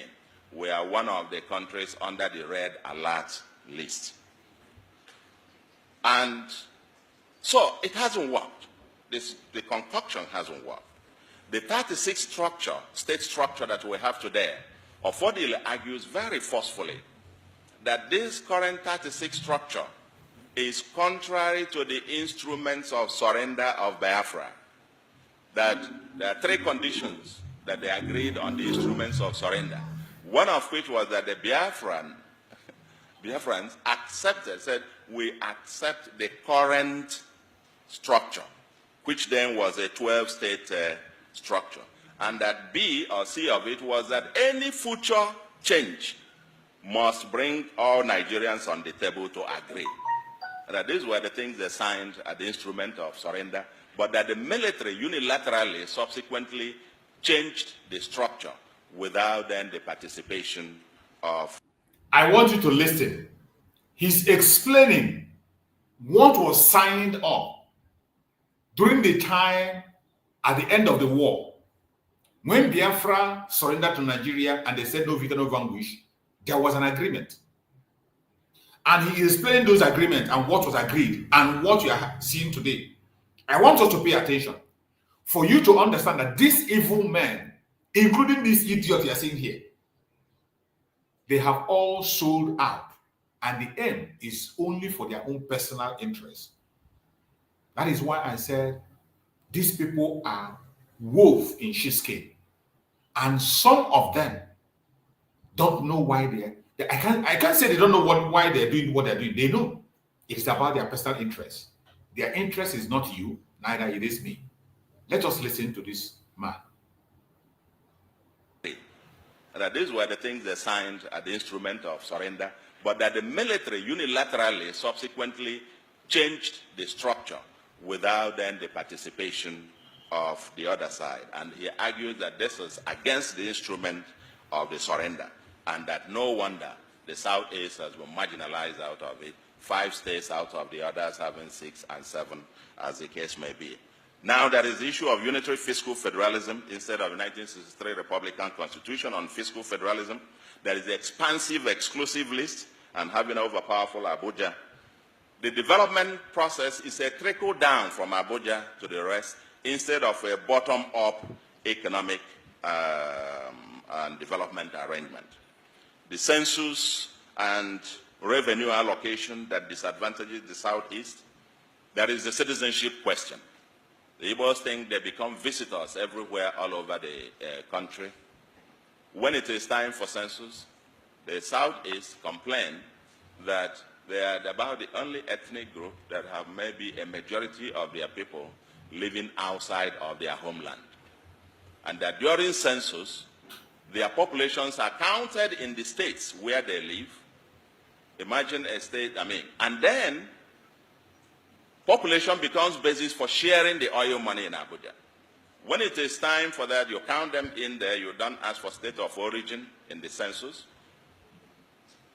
But then, you use also the population to get the allocations. But when it is time to share anything else, you remind them that they don't belong here. This thing he's saying here is a fact. This is one of the criminal acts of the Zoological Republic government. During population census, they will tell you that in every place you go, in any state you go in Nigeria, if you don't see a Biafran, run. They will tell you that Biafrans are scattered all over the state. And in every state in Nigeria, after the indigenous people, the next highest population is the Biafran people, more especially the Igbo Biafrans.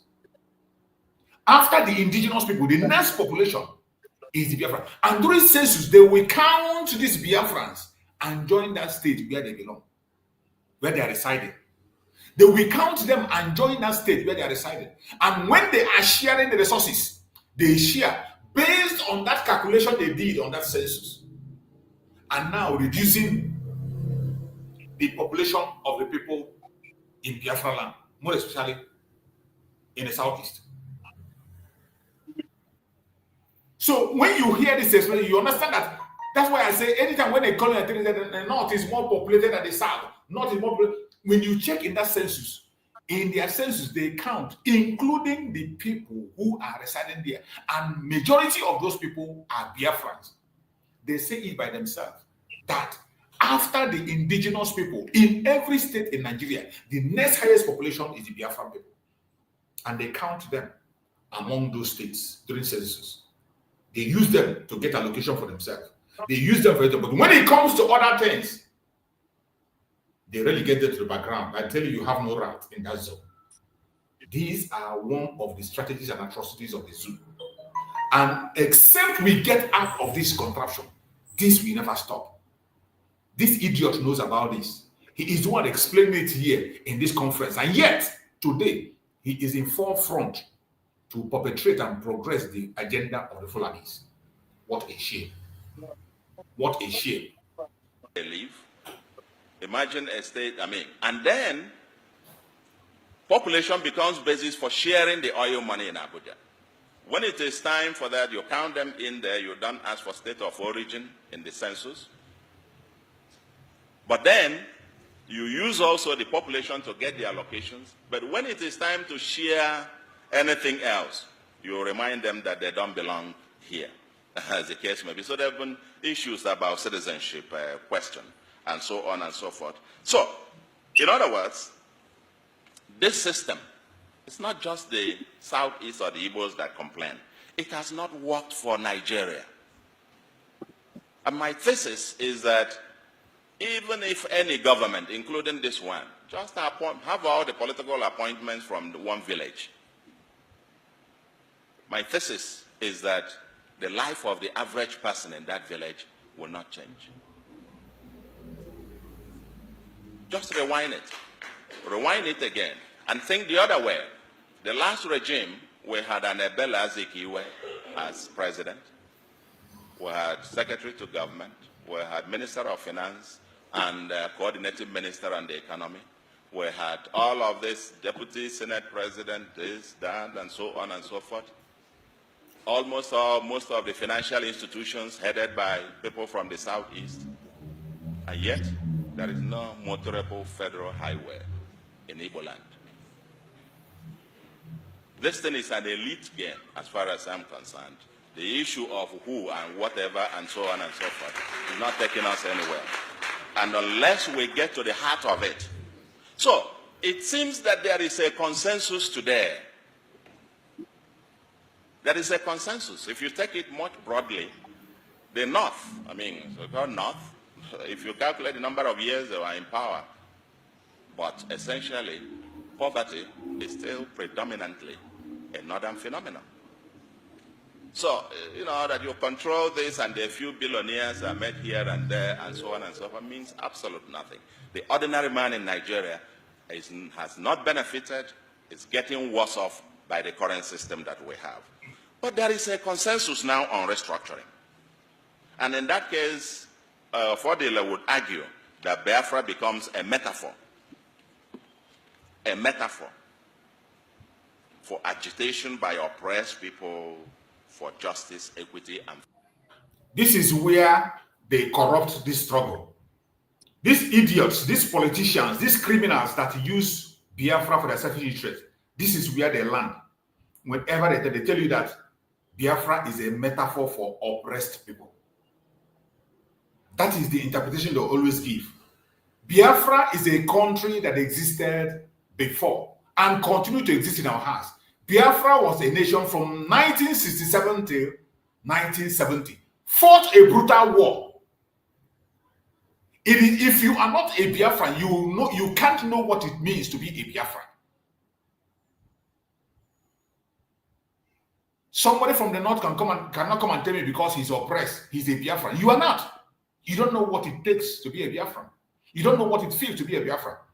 There was a time, this one they call Aisha, that Aisha, the activist, came out and said that we are all Biafrans. We are all Biafrans.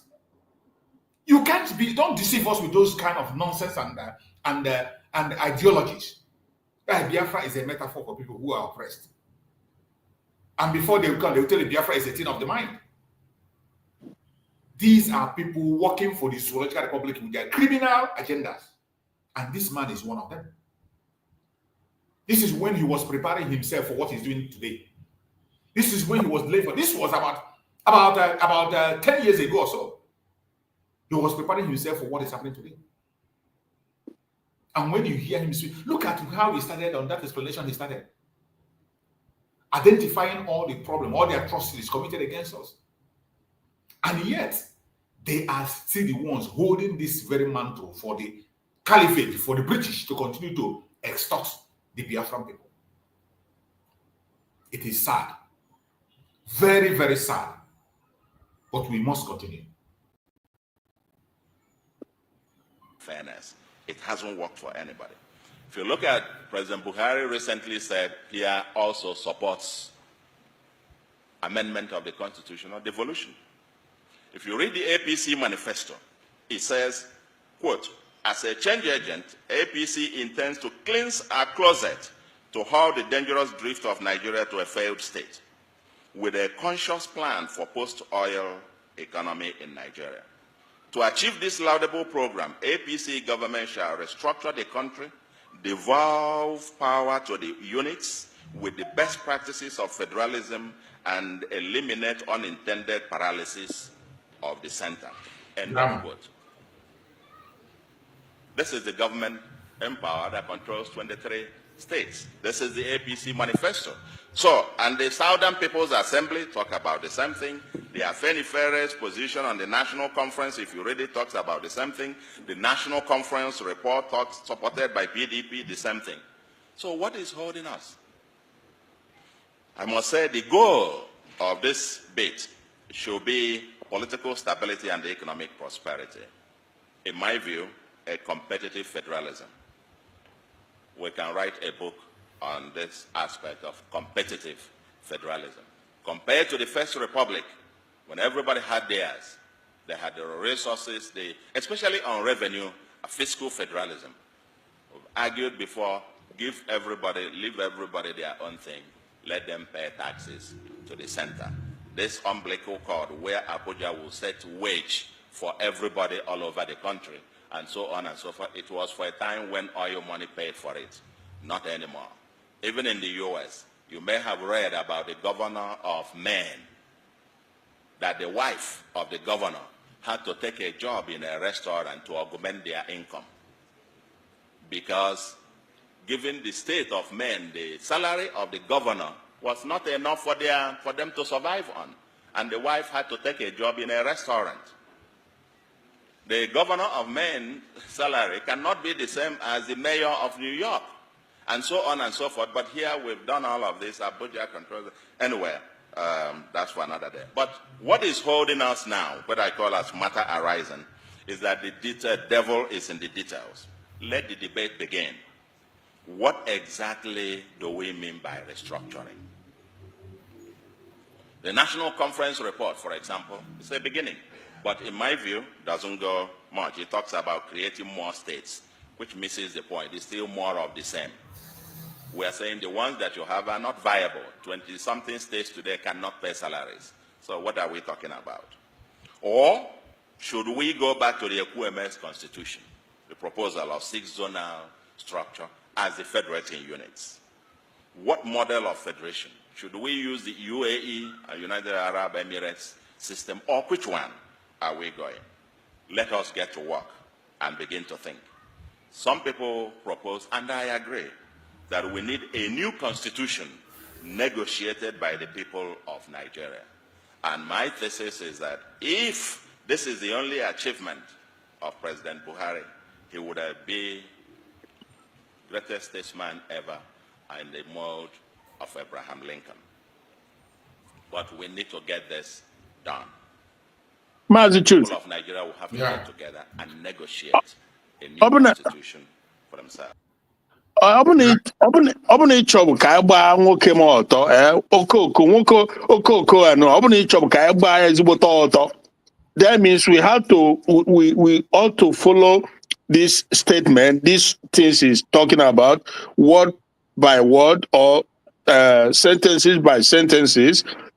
Because only Foku before, there are certain things he has said that really requires or debunking and putting him to shame, but as he continues, so a lot more things are coming up and we are not able to deal with it. But I guess maybe there's not much time to go through it. But what man who deserve no is able because his lies and deception, that brain, that manipulation, he thinks that he's too smart for the people.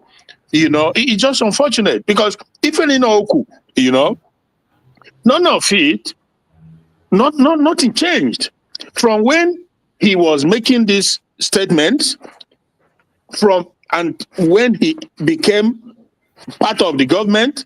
Nothing has changed, and nothing is going to change. In fact, it has gotten worse. It has gotten worse because I believe that after this statement from him, they probably drawn him in and had a talk with him and make him to become one of them and eventually a governor, and he just obviously turned a different human being altogether. So that is just the sad part of it, Of course, it was after this statement that he joined Muhammad Buhari and become part of their economic team.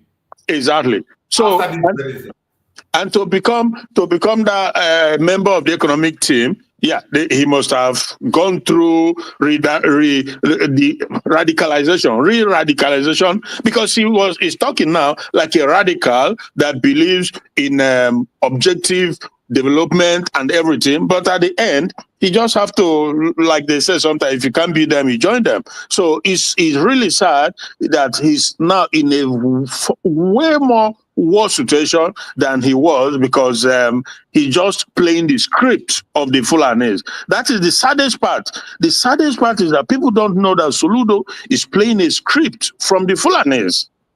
He is very, very savvy the way he's playing it, and got a lot of people believing it. That is really, really sad, So. Yeah, the man is just opposite of everything he's saying here. That is why I'm playing he's going to even say worse things. You're going to see worse things. He's going to say worse things.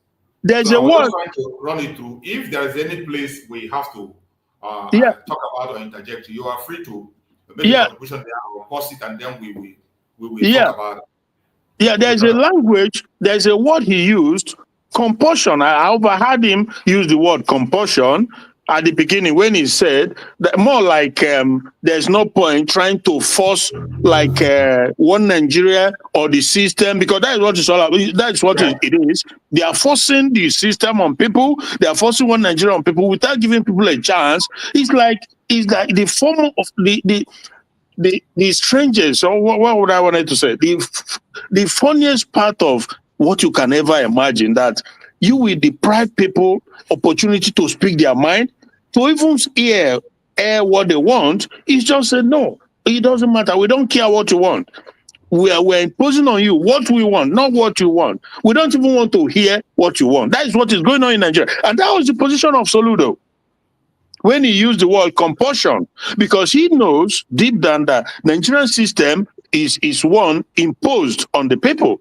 And as we speak today, nobody cares about that. P2P is perambulating around now as we speak. Jesus Christ. Bala Mohammed, we may come to that. That Bala Mohammed is the guy. Can I? Hello? Go ahead. Okay, can I come a little bit? You know, wait, Christian, are you done? Just round up so that Greg will come in. Well, okay, let us speak, because I wanted to, when I see these things, it's mind-blowing, absolutely mind-blowing. P2B is going around with terrorists, a known terrorist. Bala Mohammed, he's one who said that under Buhari regime, they have a program to integrate the Fulani from the entire Sahel region into Nigeria.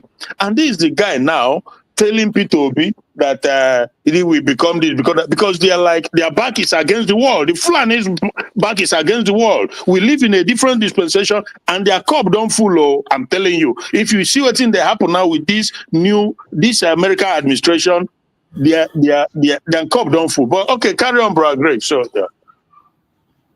thank you, my brother Chris. And if you watch this man you call Soludo, you remember where he was making this statement. This statement, he made it during the time of Fodile's inauguration of his yes. So this was exactly who Soludo is. This is exactly who Soludo is. The point many people must understand in Nigeria and in that Biafra land, those people who give themselves to Nigeria government, who want to participate in Nigerian politics, there is things you must accept whether you like it or not. When Soludo was not in power, this is really whom Soludo is. Soludo believed in Biafra and Nnamdi Kanu's ideology. Soludo understands what the Igbo people are going through. But because he is a coward, because Soludo is a coward, he changed immediately he got to the power. Remember, when Soludo won governorship election in Anambra State, when he was inaugurated, Soludo inaugurated panel that will go and look if we actually want Biafra. I have not forgotten that. I don't know if some of you know when he did that. Yes, I heard about it. He appointed Bianco Ono. He appointed, there were about 7 or 6 people that he appointed. He said, I want this commission. I want them to go and let them go and discuss and know if indeed we want Biafra. It was all deceit. It was all deceit. Yeah. That was what happened when he won. So, but one thing you must understand in Nigeria is this. It means if you win election, then there is inner caucus. People like Ateze, people like Emeka Fordem, people like Peter Obidem, people like many of all these.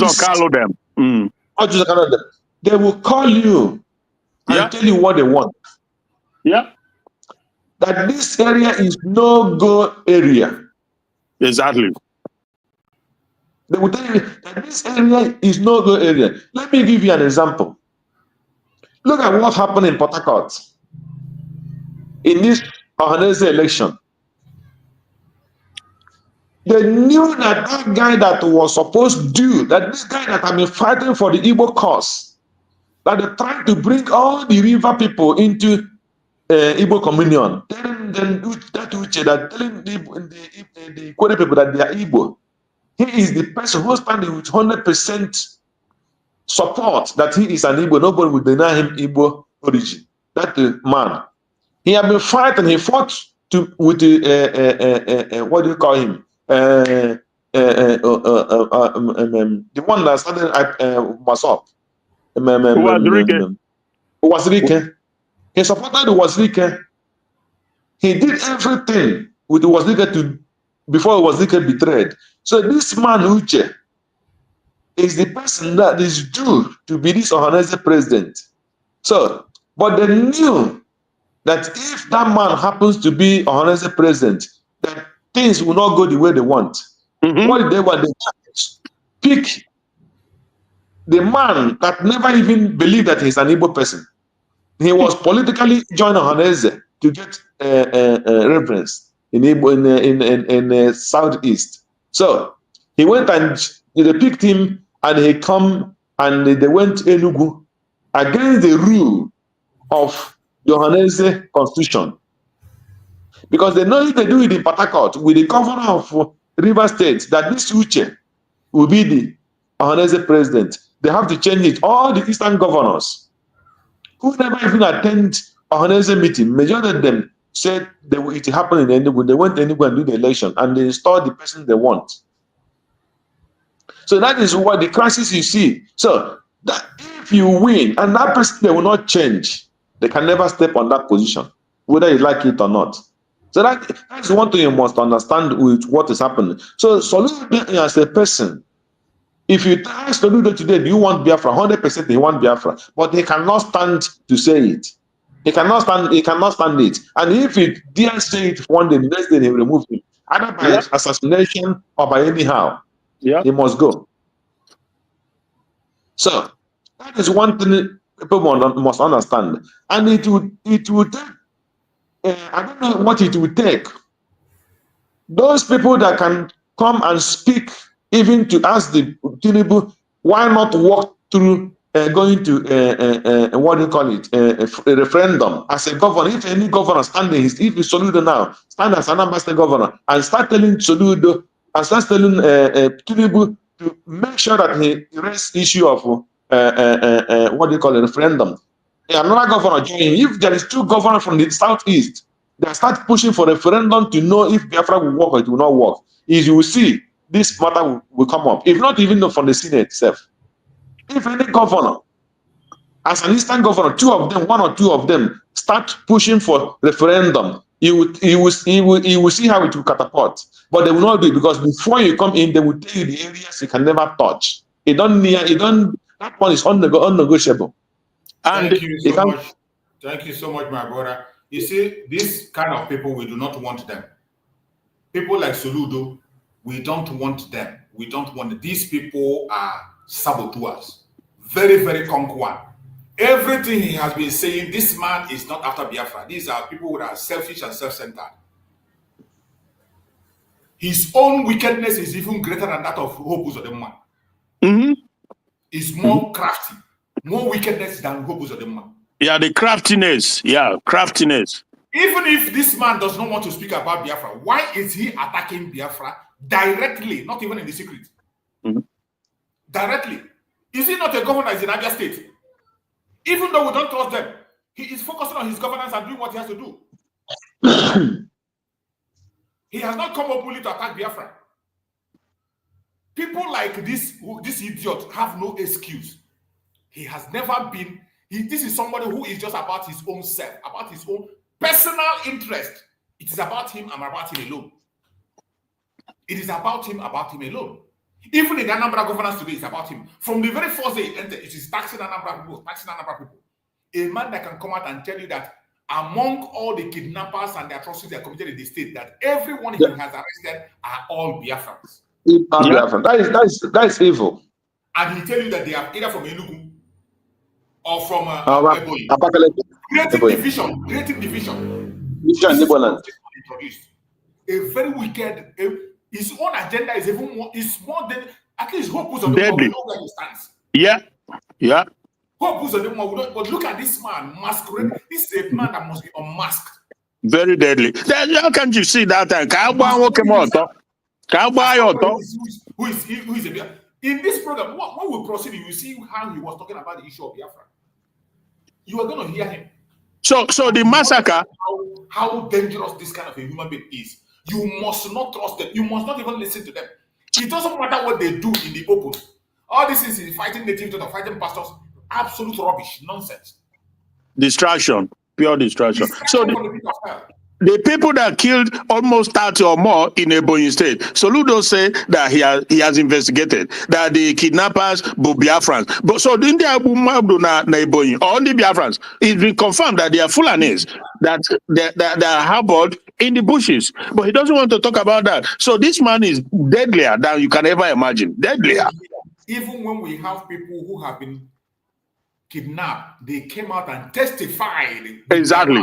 The people that kidnapped them testify, and yet a governor will come out and tell you that every criminal he has arrested in his governance, every kidnapper he has arrested in his government, they are all Biafrans. What else can be more wicked than this? And these are the people that the world will come and interview about what is happening in Biafra land. Yeah. These are the people that the United Nations will expect to hear from. Yeah, because he's a governor. Bianca, if Soludo was reasonable, if Soludo is a reasonable person, Bianco is not supposed to be in this particular position they put her in the present problem we have in the eastern land concerning Biafra. If Soludo is a really good governor. These people, both Bianco, Soludo, they are of the same category. 100%. I wonder why people are looking onto Bianco to support Biafra. No, never. Bianco is a political wife of our eternal leader, Dim Odumugojukwu. She was never in the picture during the issue of Biafra. Her father is a politician, has always been. Exactly. She's a political wife. How on earth would you expect her to be talking about the issue of Biafra? She was married. Oh no, eternally Ojukwu married her because of politics. Exactly. Married her because of politics. And that was why when they gave her appointment, you hear what our prime minister said? Our prime minister said that you are a politician. We don't have time for you as long as you don't intervene into our issue. Yeah. On your politics, we know you're a politician. We don't care about whatever you do. Pursue your political career where you pursue our step. We only have problem when you begin to intercept or intrude into our own discussion. And she did. And she completely interfered and coordinated. Interfering is quite different. She but coordinated. She come purposely to work against it. You know, when interferes is a completely different word. But when she came and she's working against it, that's her own particular assignment. Yeah. It's okay. Before I play, let me continue playing. But before I play, let's hear from our brother Akonyo with it. Let's hear him before. I'm not sure. Maybe he has been listening to the other videos we play and other things. So let's hear from Akonyo with it. Let's hear from you. Are you there? I'm there. Good morning. Good morning. Morning, brother. Yes. Good morning, everybody. Yes, Uncle Chooks. Thank you very much. Thank you so much for your contributions to this struggle. You know, anytime that our topic is diverted to the issues, the main issues, we always flow and it coordinates our minds to say things that are needed in the struggle. I will say my mind a bit, my understanding about our Igbo politicians. This video that you are playing now was made when Soludo concluded his service in the Central Bank of Nigeria, when his tenure expired, immediately his tenure expired. During that time that he was heading that central bank, he discovered that there is big money in politics and in governorship seat. There is very big money in it. Immediately he concluded as a CBN governor. Did you hear Soludo vie for any other political office, senator or appointment or ambassador? He started making his pace, calculating his step to achieve to him being the governor of Anambra State today. If you dig deep into his life, you will see many things he said. Even visiting Nnamdi Kanu on several occasions, hugging him, telling him that he's coming. It was during that visitation that he deceived the DOS to hand over ESN to him.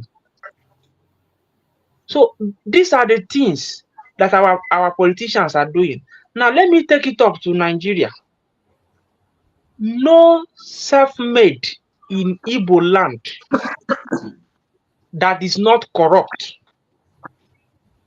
Remember, apart from those people that fought the war, and if you look at all the people that fought the war genuinely, all of them left Nigeria immediately the war ended. Exactly.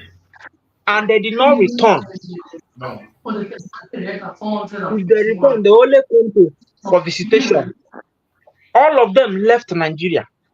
Now check the people that stayed back or went out a bit and came back. Check all of them. They are all corrupt. I'm almost 400 for 360 something. They are all corrupt. And the North is playing a very good politics. The North and West, they are playing a very smart and clean politics with Igbos. They will never let your governor, they will never let anybody that has no skeleton in his cupboard to be your governor, senator, anything, any political office that you vie. They will never let anybody that is pure to occupy that seat. Ask me why. Check the DSS boss. Check all the institution that is checking people. They are all being headed by Northerners. If you apply, they will check your record. Even those that moved from business to politics, they will check where you have defaulted, how they will rope you. If you do not have much huge skeleton, they will say no, this one cannot. If you want to indict this one, it will not hold water. Go and study the role that Soludo played during his tenure as a CBN governor. If you dig deep, he was a criminal. You will see that he is a criminal. And let me state it clear today. All Igbo, like let me say the 5 Igbo speaking states in Nigeria, every of us are Biafrans. Soludo played that smart game. Everybody fall for him. He won election. The most recent one is Atrocities. He played the same card. Everybody fall for him and he changed. And this change that they are changing, let me tell you people, it is not by their volition. If you become governor, apart from Rivers State, Lagos and Kaduna, the next state that generates highest IGR, internally generated revenue, is Anambra State. But when MBS state their data, Anambra will be down I'm telling you with experience. I grew up in Anambra. You see this Agboro of a thing.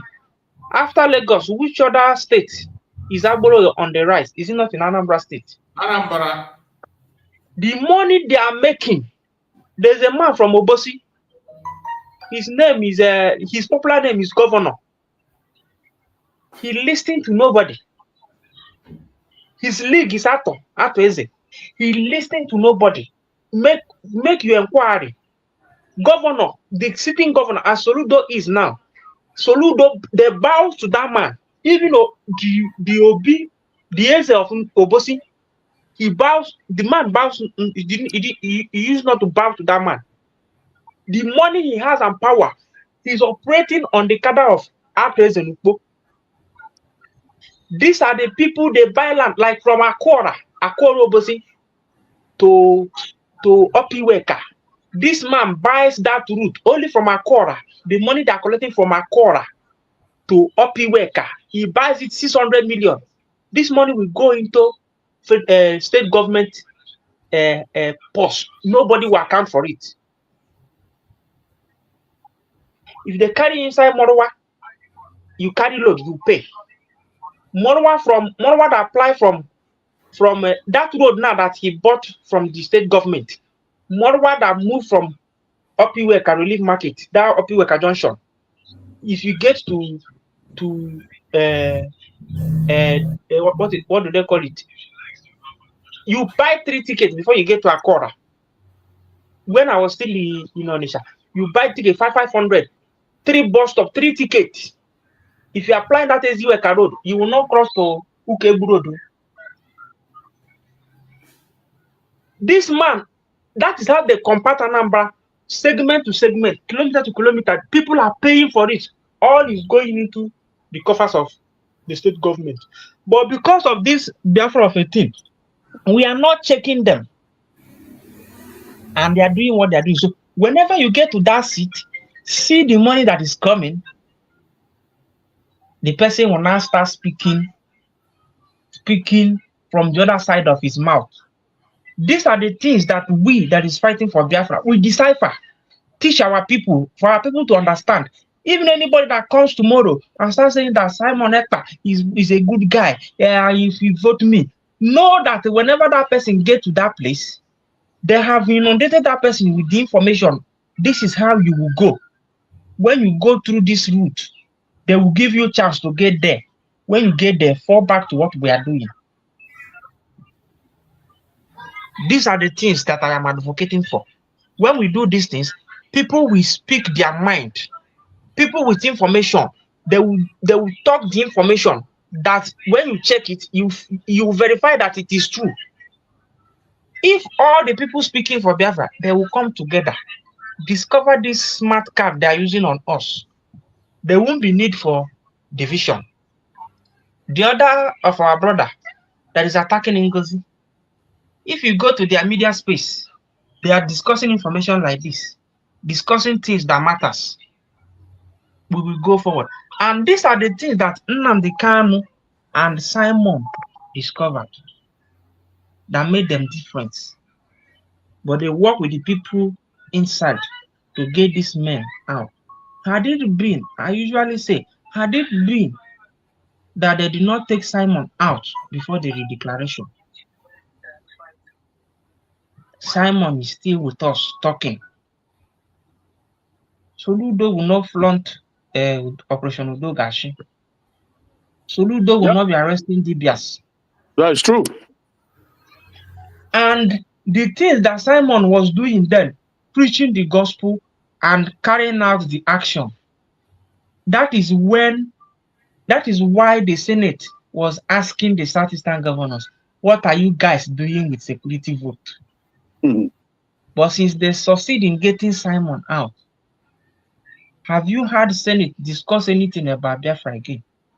Mm-hmm. Have you heard Senate discuss anything about Monday sit at home again? But people are complying more than even when Simon was around. But none of the Igbo politician is talking of Monday sit at home again. So my brothers and sisters, this is the reason why I was outbursting yesterday, that we should not base our energy on these charlatans.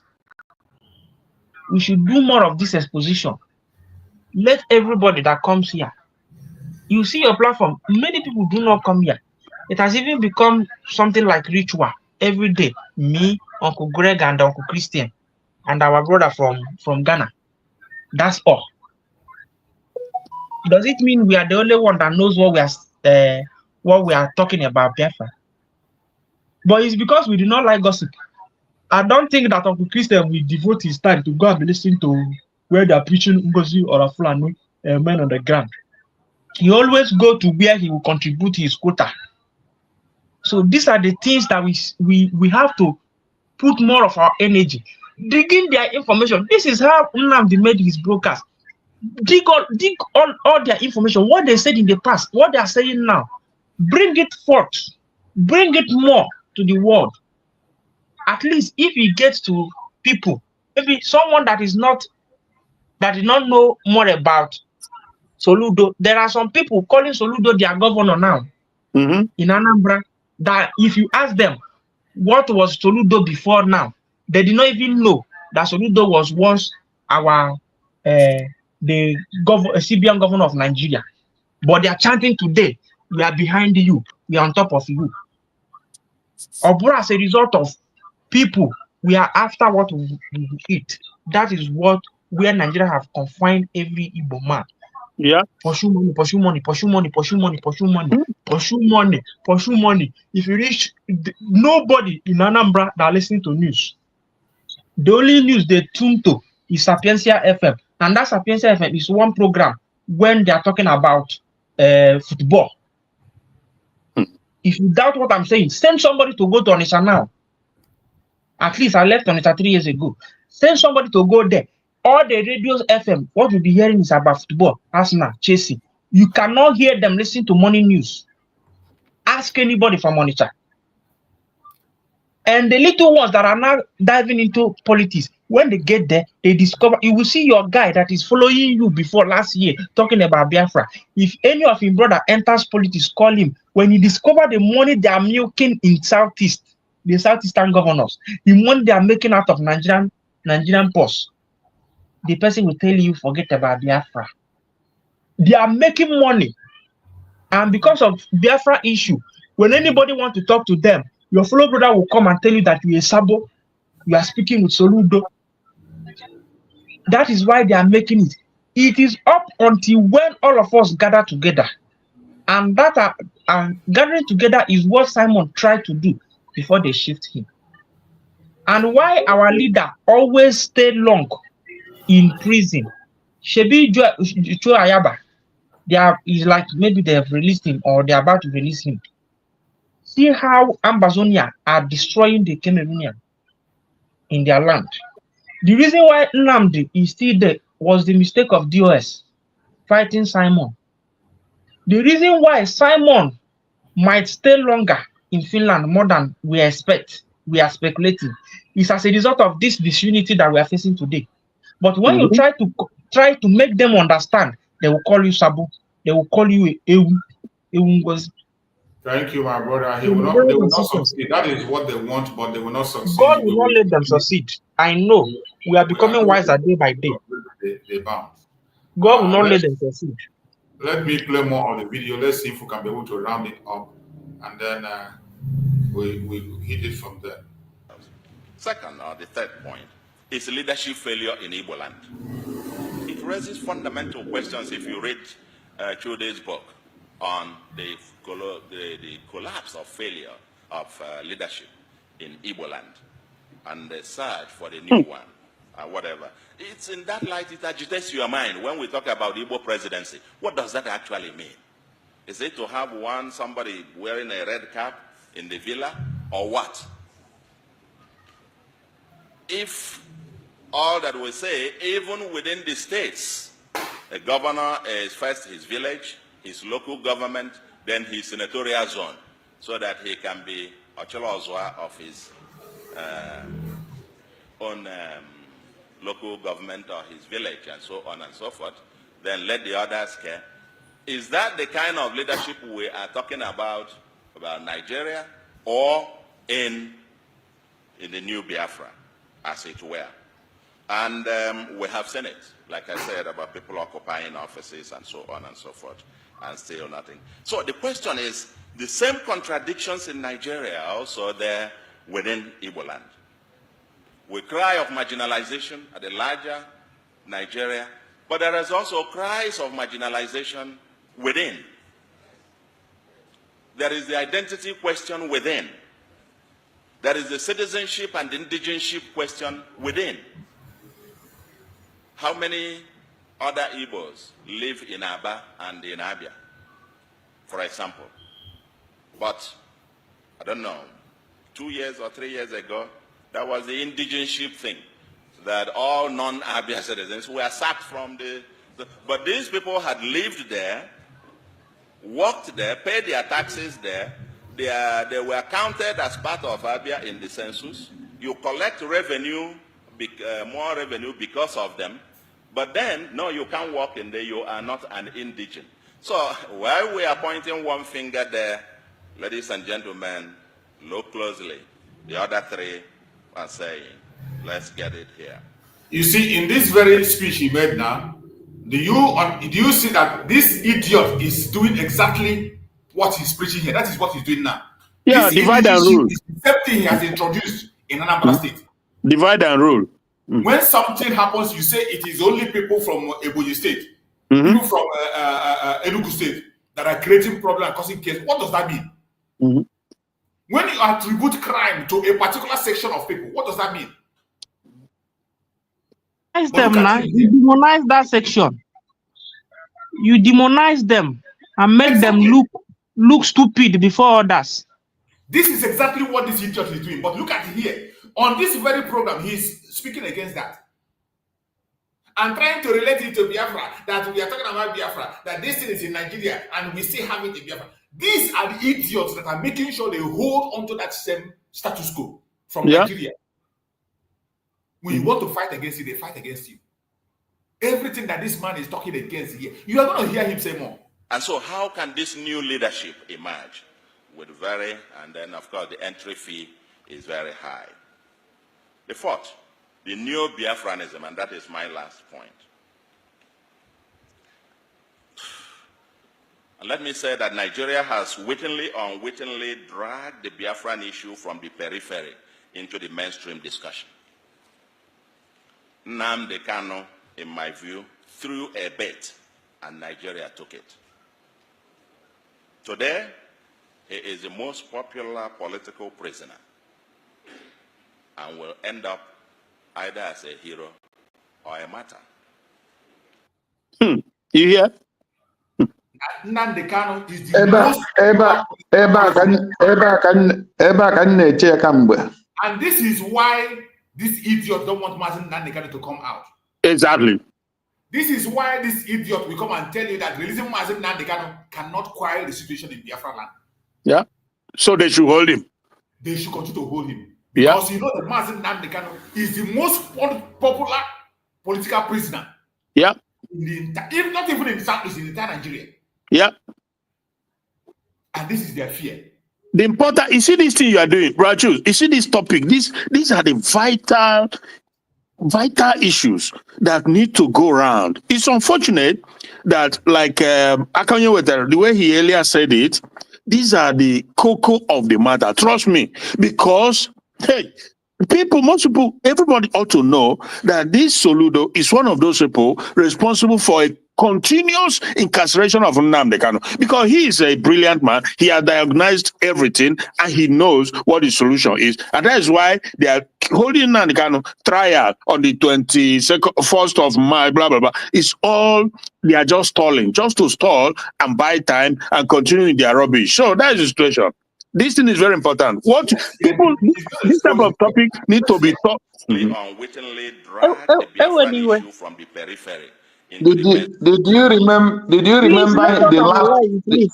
Please. Go on. Yeah, go on. They choose.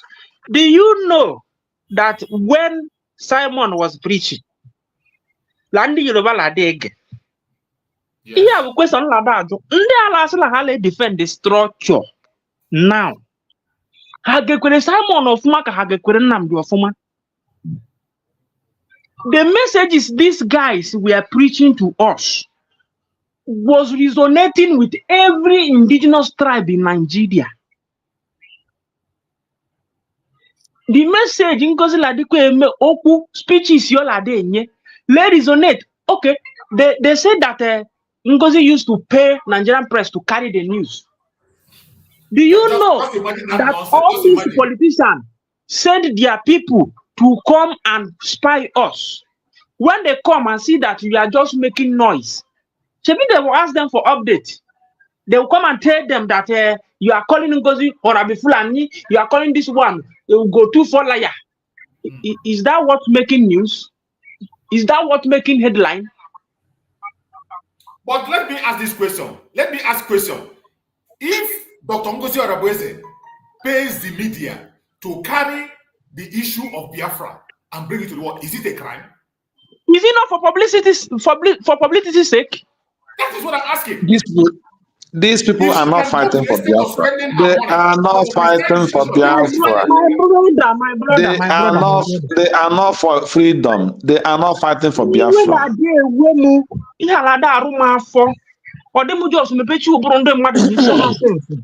I swear, let's continue to listen. Let me say that Nigeria has wittingly or unwittingly dragged the Biafran issue from the periphery into the mainstream discussion. Nnamdi Kanu, in my view, threw a bait and Nigeria took it. Today, he is the most popular political prisoner and will end up either as a hero or a martyr. But to his credit, he has forced Nigeria and the world to discuss Biafra. I believe that keeping him there does not do Nigeria any good. I believe this young man should be released and released like yesterday.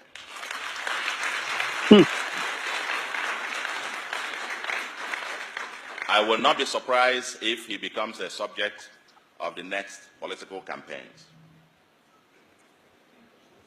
Just like we dealt with Awolowo, who was convicted and imprisoned. Did you hear what he said? Yeah. Did you hear what he said? That he will not be surprised if Nnamdi Kanu becomes the subject of the political campaign, which is exactly what he did. When he came in, he went and took pictures of Nnamdi Kanu. Yeah. You saw some of them go to attend Nnamdi Kanu court. This was what they were doing that time. There is no politician in Nigeria that will speak without mentioning the name of Nnamdi Kanu in the Southeast. Even this man built a billboard. He built a billboard in Anambra State, a very big one. He said, "Free Nnamdi Kanu." Yeah. So in other words, every single thing this idiot was saying there, he played the game from. In other words, he's indicting himself because everything he said, he used Nnamdi Kanu, and he's the same. Oh my goodness! All right. He will indict himself more. Gowon, charged with treason, or even Ojukwu himself was forgiven, and so on and so forth. I don't want to make any predictions, but I believe we need to solve this. Because according to Ofodile, this book, quote, he said, the lesson to be learned, if anyone cares to listen, is that the detention of Nnamdi Kanu, no matter for how long, will not stop the agitation of Biafra, end of quote. He further argues that the detention of Uwazurike between 2005 to 2007 helped to radicalize his followers. The same thing happened when the leader of Boko Haram was killed. His followers became more radicalized. Detention of Nnamdi Kanu, I never heard of him before this time, to be quite honest. Never heard of him. I didn't even know about the IPOP or whatever thing. Until this thing, and you now realize globally it's become an issue and it's become mainstream.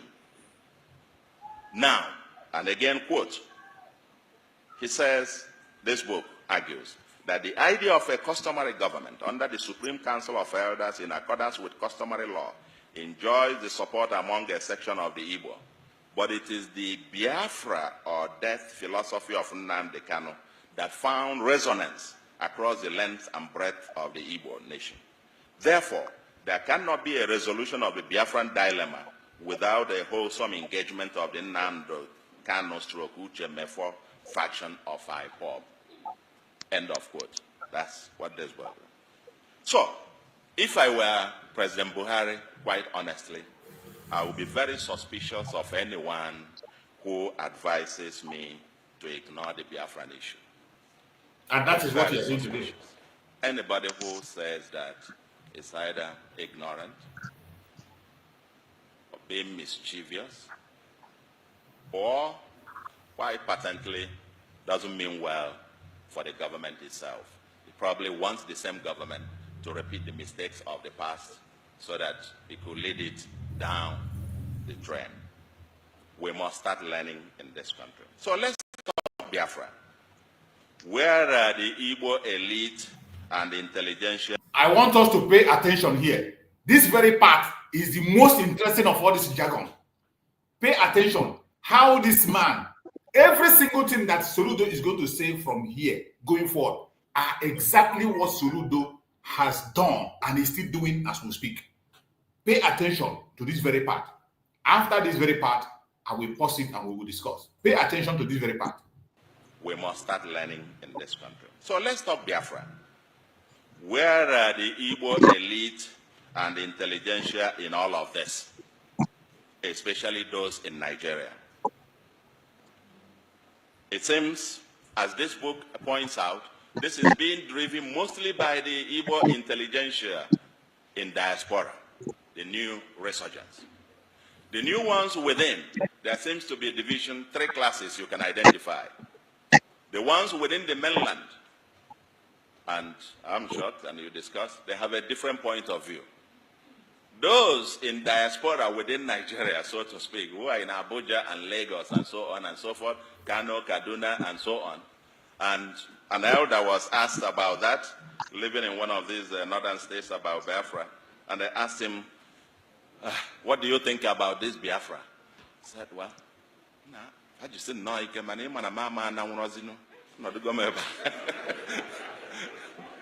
In other words, they should keep it up, but you know I can no longer go now. You see all the things I have here, I cannot carry them on my head. So, there seems to be a sense of either denial, and on one part, or people who think, no, it won't be, because we can't just imagine it. And because of some discussion that, oh, okay, if this happens, you will lose your property, you will lose that, and so on. Of course, that is untenable. I mean, I too was wrong on this, because if by any chance you have another state of Biafra, it will be the 16th state of ECOWAS. And that means you have free movement of goods and persons. But the fundamental question, the fundamental issue is that this debate is not happening. This whole thing is being driven almost in a haphazard manner. Last week, they called for, was that last week? Yeah, last week. They called for a sit at home. And even without anybody getting out to more enforce and so on, I learned virtually Anambra and many other cities were completely shut down. It just tells you there is something going. Did you hear it? Yeah. He confessed here that without enforcement, yeah, the entire place was shut down. This was before he became a governor. But today, the narrative is that people are enforcing sit at home. That is the narrative when he became a governor. But again, where is the elite in this? What is missing is structured debate and the apparent elite aloofness or complicity or hypocrisy. The elite is denial. For the politicians who think you can just, let's use them temporarily, let's use the state of Biafra, it will be the same. Please, I want you to pay attention here. What this man is saying. 16th state of ECOWAS. And that means you have free movement of goods and persons. But the fundamental question, The fundamental issue is that this debate is not happening. This whole thing is being driven almost in a haphazard manner. Last week, they called for, was that last week? Yeah, last week. They called for a sit at home. And even without anybody getting out to more in force and so on, I learned virtually Anambra and many other cities were completely shut down. It just tells you there is something going on. But, again, where is the elite in this? What is missing is structured debate and the apparent elite aloofness or complicity or hypocrisy. Elite in denial. For the politicians who think you can just, let's use them temporarily. For the politician who thinks that we can do anything, let's just use them temporarily. Listen. Really, you know, let's use them.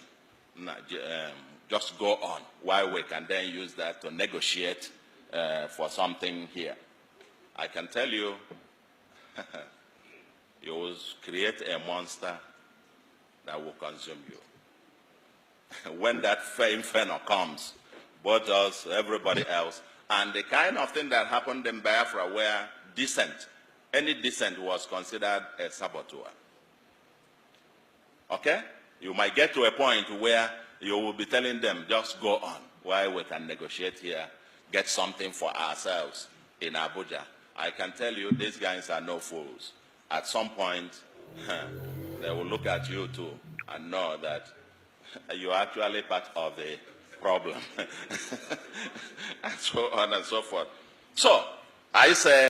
You see, Soludo just opened his mouth and he was warning his fellow criminal politicians that a time is going to come when you will tell them, go ahead and talk about Biafra, why you use them to negotiate for your own personal interest, for your own personal agenda. You want to negotiate, then he's continuing.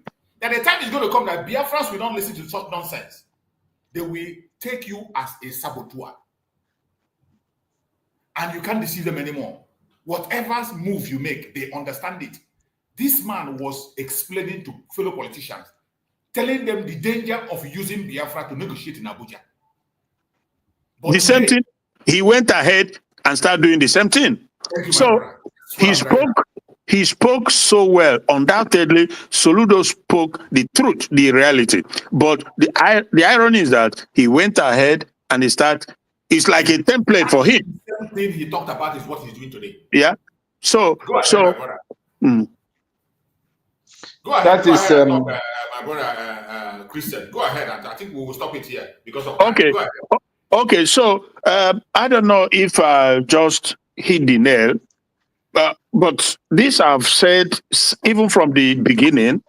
I have never, even up till now as we speak, I've never believed that these guys will go down quietly. I have never, ever believed it. Because for me, I always look at the end game, you know? So, and I will keep it short. That is that the likes of these Uzodema, the Soludos, and the rest of them, these politicians, these Biafran and Igbo politicians in particular, the governors in particular, I think they're going to have two options, maybe three, but mostly two options, because they're not going down quietly.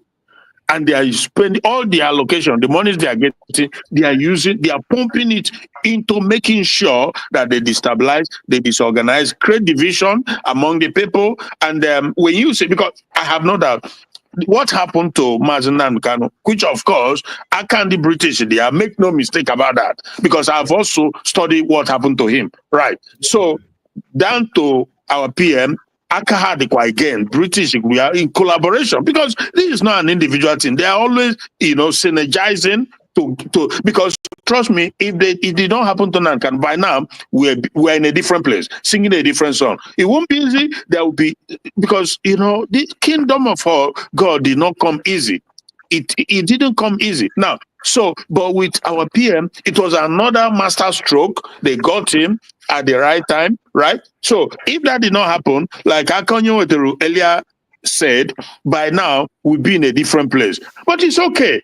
It's okay. As they are working and planning, God is always ahead of them. I've said it also in the past that with this new government, it's unfortunate that there are divisions. People are creating distraction, trying to blackmail just to make sure, to disturb the movement.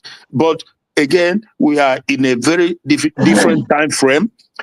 With Dr. NgoziOrabueze, the way they saw that route that the British and the Zoo government and the Igbo politicians succeeded is not going to work necessarily with this new administration in America, because things are happening differently. But she just needs that support, 100% support by Biafrans. Stop creating division, trying to say this, because people are listening. So that is one. But ultimately, at the end of the day, these governors you see, the Soludos of this world, they have that life commitment. In other words, they've committed to help to work with the Fulanis to make Nigeria what they've earlier planned. That is to settle all Fulanis in the region. They've all buy into it. The Soludos of this world, they are working on that agenda. If you don't believe me, that's fine. But I can guarantee you that they are working on this Fulani agenda, Soludo, all of them. So, but like I said, it will come down to one thing. That is that some of them, when it's all said and done, either they'll go on exile, some got called up. Trust me, some got called up. Or they will fight to the bitter end. Outside that, there's no any other way. But again, like I said earlier, the good thing is that there's this window of opportunity that every Biafran who genuinely wants freedom, we must utilize. We must seize that moment, because if it passes, it's going to be a little bit more difficult, but God always have a way. He is God. But we must utilize, do everything on this time frame, because not even the British government can cajole the current American government to do to NgoziOrabueze what they did to Simon Ekpa. It's not going to work. Trust me, it's not going to work. So that is the short stint. Thank you so much, my brother. Thank you so much, my brother. Thank you so much.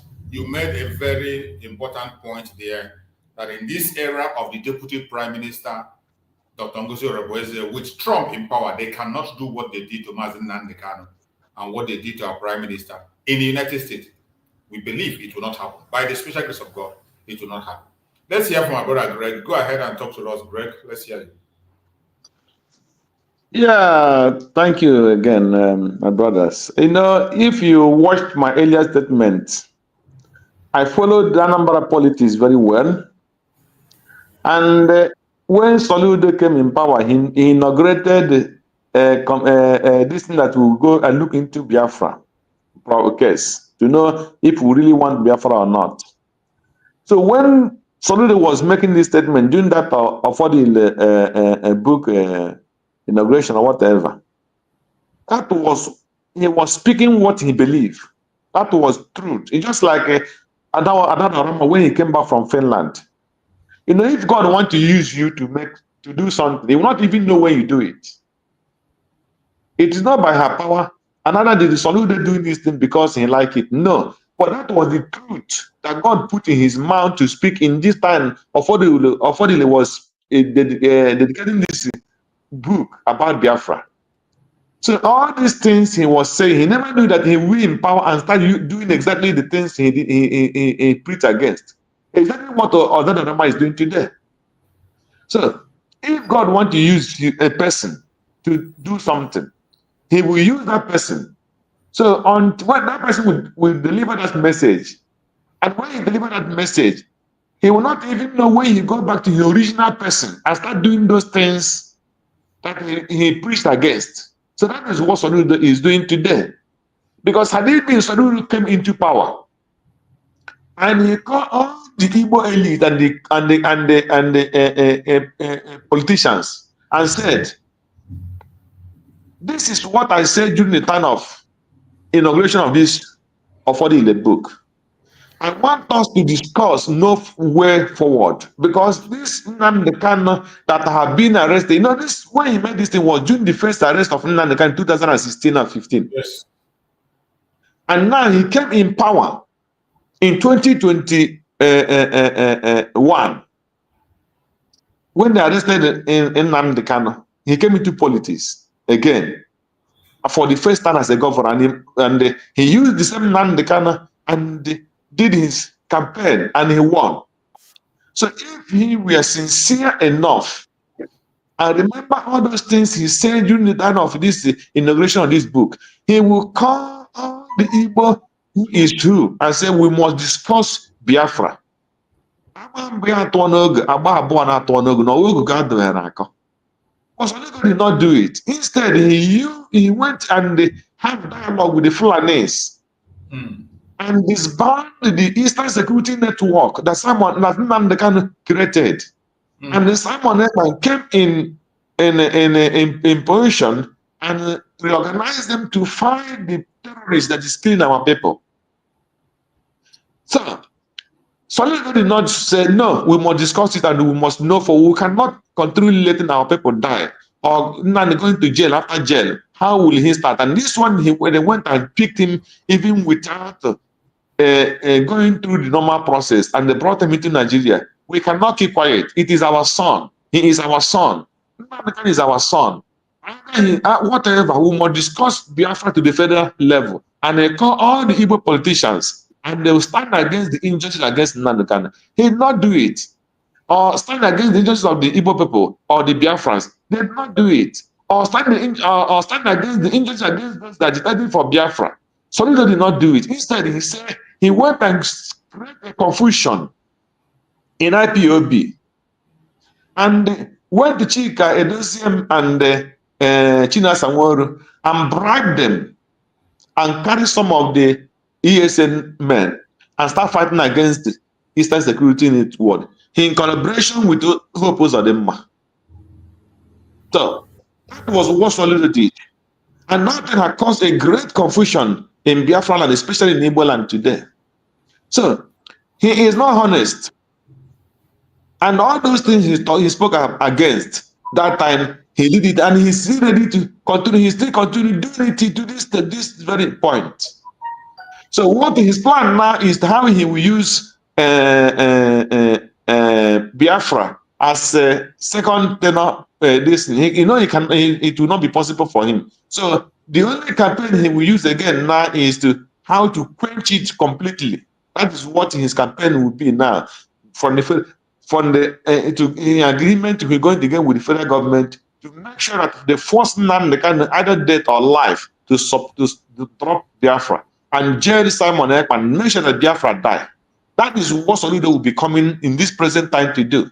And when you look on what is happening in our people in this movement now, you should know where this so-called group is doing, because they were disappointed that Biafra was declared in that day. If Biafra was not declared, on that 29th, and they succeeded in stopping it, Soludo would have won in this very thing. For them today, that's why I said, if Soludo was real, he wouldn't have allowed what they call it, Bianco, no, because Bianco is a member of Africa Party.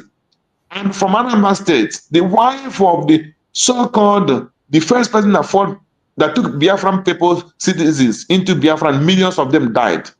And the wife came now when Biafrans are dying again. And they asked her to come out. If Soludo were reasonable, he would say to the woman, you will not go, I will not support you. If the woman resists, you should come out and say it open. I will not support her to go in this present time. That's why I hate the one woman. This woman, I normally cut head, that is working with Soludo. The one that did release the what do you call it? This is gears. This is our gears in the time of Jonathan. That is working with Soludo now. I don't know if you know who I'm talking about. Which one is that? This woman normally cut her head. She always carry. Yes. So she is evil. She is an evil person. Yeah. For her working with Soludo, they say what? I say yeah, I agree. So if the woman is a really good person and a lover of Igbo and Biafra, or even if she don't love Biafra as a country, but if that woman is represent Igbo people, as she claimed, she will not allow Soludo to allow that woman to go on that very appointment. She's a globalist. Do not believe in Biafra. She was, because of the Igbos are dying.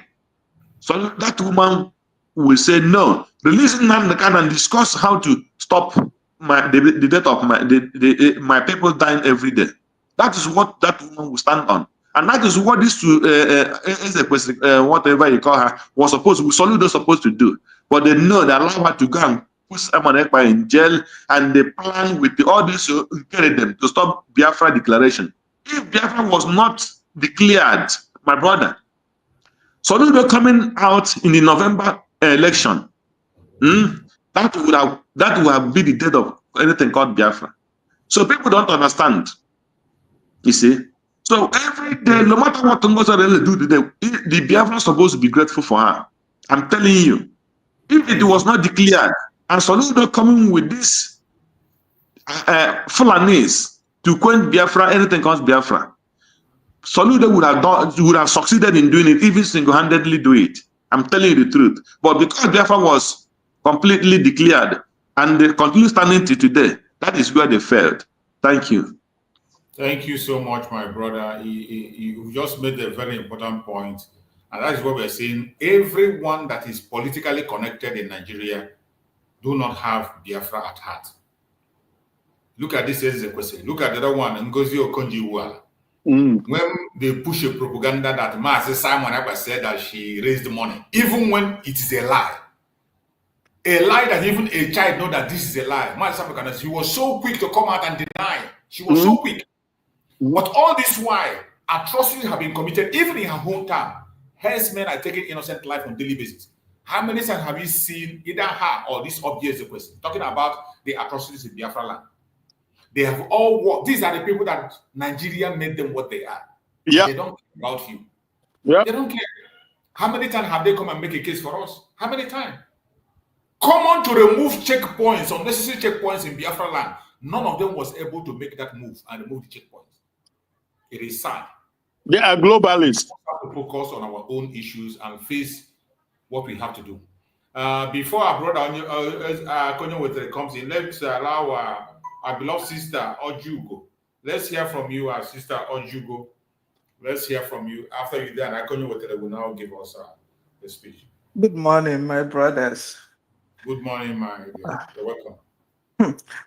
I am so shocked with this. Not that I'm shocked, I won't use that word. All of my brothers have all spoken well, and I'm not saying anything different from what they've already said. But we're all saying the same thing. But I want to make a suggestion. If those on the space, we also take this Soludo stuff to the space and analyze it and tear it into pieces to put shame on Soludo. Because like our brother spoke, I think it's the last brother that spoke, that Soludo, if it's coming for the second term, it's gonna come with a different strategy, either by killing or by force, because the Christians are not gonna vote for him. The Biafrans, he deceived Biafrans because the first tenor with taking picture with the Nnamdi Kanu, like he rightly said, they used it to promote themselves. So these guys, I think they've studied our people and know the weak points of our people, and they're taking advantage of it. But one thing they don't understand, they don't know is, you do it the first time, you might not come back again to do it the second time. The people will block it, like, oh, each and I will. Because that's what he did. And everybody was like, Soludo will fight for Nnamdi Kanu. Soludo will fight for Nnamdi Kanu. In everybody. And that's why it was easy for him also to convince even the ESN. They were following, thinking that he's going to do wonders. But from his what he was saying, you could say that he using another aspect of this Biafra for his own benefit by using Nnamdi Kanu. But I'm happy also that from his mouth, also said somebody that will even come with more fire to consume them. Either they run away, or they will be in exile, or something else. And that's where Simon Ekpa came in. You can imagine, you remember there was a time Soludo was saying something in the public and heard a sound. He nearly dropped dead when our prime minister was still out with us. I remember it. Yes. So you see the level of fear in them. Soludo don't come out like this to talk. Most of them, where did you see most of them? Inside the army camp or Abuja. Who are there? But I love what our DPM said. Not Fulanis are not our problem, but who brought the Fulanis into our land are our problem. Yeah. If we start dealing, just one person, got one person red-handed. Trust me, the rest of the governors, all their colleagues, they start that money that have been looting, they start looking for an exile to go stay. And then our people will come back home. During that time, tell me how many of them come back home. Even if they do, they're coming back home in secret, not with Sarin anymore or military. So we put them to that point, and we want them to remain there. So I trusted DPM. She's smarter than them. She's been with them. She knows them. So anybody that's saying she's a getting one or a Fulani or whatever, see, you cannot deal with Nigeria if you don't enter them inside. Nigeria is such a complicated, crooked place. Because nobody brain is straightforward. It's so everybody, even an average person, is planning how do I do crooked in order to benefit myself. That's what is in the mind of everybody. Average Nigerian there. Any chance, any opportunity, they take advantage of it. Pam. Whether good or bad. So it got to be in the check. Nnamdi Kanu wasn't there, or even through education. When I read history, someone will tell you, I work with them, I know them, I studied them, I went to do international relations to know more. It got to be knowledgeable. You don't put color on your hair, or put artificial nails, and you think that that's how you're going to fight that country. No. You must be highly educated inside. You must be an insider so that you know how to manipulate your way. You know how to figure your way out to deal with these devilish people. So, Soludo, hold on. Your speech will come to reality. You will, the people that will come with fire to consume you. There's a book I read, they said the beautiful ones are not yet born. So they took Simon Ekpa, and you see you see the level that they went to be able to get. They had to go, brought what do you call it, Ojukwu wife, or Ojukwu Bianco, no, because she's not worthy to be called Ojukwu. Exactly. They don't have the same ideology. No. Yeah. So Bianco, no, they had to go to that level to see how strong our prime minister dealt with them. They had to go to that. So they had to use international means. To do that. To tell you that that guy called Simon Ekpa. Oh my God, I don't know. That guy, you see the money range now, it's coming down. But when he was there, it was 1,008, 2,000 per naira, for $1 for a naira. But you can see it's now like 1,005. Yeah, I noticed it. Yes. After they took him, I started, because I always look at my, you got to help your family. So if you're in abroad, you got to make sure your families are okay back there, So I always look at my descent to see what the exchange rate. As soon as they took Simon, Yeah. the exchange rate of dollar started dropping. I'm like, wow, is that how much this guy worth? Simon. Oh my God! Oh my God! So that's why with DPM, I'm not worried. She knows where to come in. She's been there. Exactly. She's taking her time. She's trying to using her strategy with the strategy of our prime minister, to deal with these people. Let them relax. Let them talk. Let them start packing their things gradually, because they will run. One person, and then you see all of them took to their hill to Abuja. So that our people will come down and stay in those mansions they build in the village that they are not living. Our people need to come back. We all need to come back and start living in those mansions they build with our money. So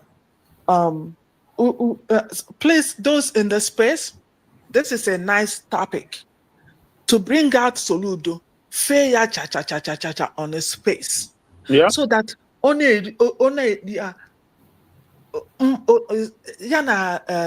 why in France, I think they are all the same thing. After vomiting, they lick it up. Yeah. Look at him talking about Biafra. And now he's against Biafra. So he's using the negative, because if you watch his speech, it will go positive, and then he will, with idea as an educated person, you see the negative part of it. Exactly. Where it can be used by the politician positively, because he said either the politician come down to say it around it, or this. So he's just balanced, telling you the positivity of it and the good and bad of it. So now he knows where the area to use. Yes, he knows. In order to promote his own political system. But Soludo, wherever you are, we are not fools. We are as educated as yourself, even more educated than you. I'm just going to tell you, go market. There are so many of us that are so smart and highly educated like yourself. Absolutely. So those words you pronounce before the people is going to haunt you. And it will haunt you. Let them take it to space also. And if more people can, so that the whole YouTube, Soludo picture and his word will just be right there in front of him, haunting him. Yeah. Thank you, my brothers. Thank you so much. I'm lost, Mr. Ojubu. Thank you for that amazing contribution. We appreciate you. Thank you once again, Biafrans. I appreciate you. Thank you so much. Akonye Wether, are you there? Go ahead and talk to us. Akonye Wether. Thank you. I see Uncle Jukes. Yeah. Me, I will digress. Yesterday, I was telling you guys that we should shun discussing about those charlatans. Do you know what that will happen? If you get a bucket or a gallon, jerrycan to a tap, and on the tap to fill the jerrycan, when the water gets to the brim, it will overflow. If we should engage our energy on this kind of exposition, like I made mention of yesterday, should it be that we want to talk about Ishiamaka Ajere, that we should go into the archive, dig up all his information, and put the facts on the space, not by speculating. That is the type of exposition or a type of saga that I would want us to do. Now, we should not care for those that are of double face, that don't know where they are standing. If we let them stop discussing about them and let them now move down, both the armies on ground, the undecided people, to now move to Ogekere. Even if it will affect the government that people of questionable character are no longer donating, I'm saying it, I'm saying my opinion. When the water gets to the brim, it will overflow. When they now succeed in packing those guys to come and contribute money to them, remember that their Bible God said, when the foundation is not right, I don't know how we put it, but if you build on false foundation, it is bound to collapse. Now, when they succeed in getting those money, succeed in cowing everybody to themselves, as in those that they can manipulate, the water will get to the brim. Those they manipulate will ask them, what are you doing? The infight will start. And the mistake that Simon made was the same mistake that we are like trying to make again. That when you now spit and go back to leak it again, we will now recruit you and give you back position. No! If we are to salvage these people, anybody that comes back, we welcome you good and fine. You're a Biafran. But to come near seat of governance again, no, no, no. Even if you come and be dormant, you don't want to contribute money. By then, all your ego is being beaten down. There's nothing you can say again that anybody will trust you.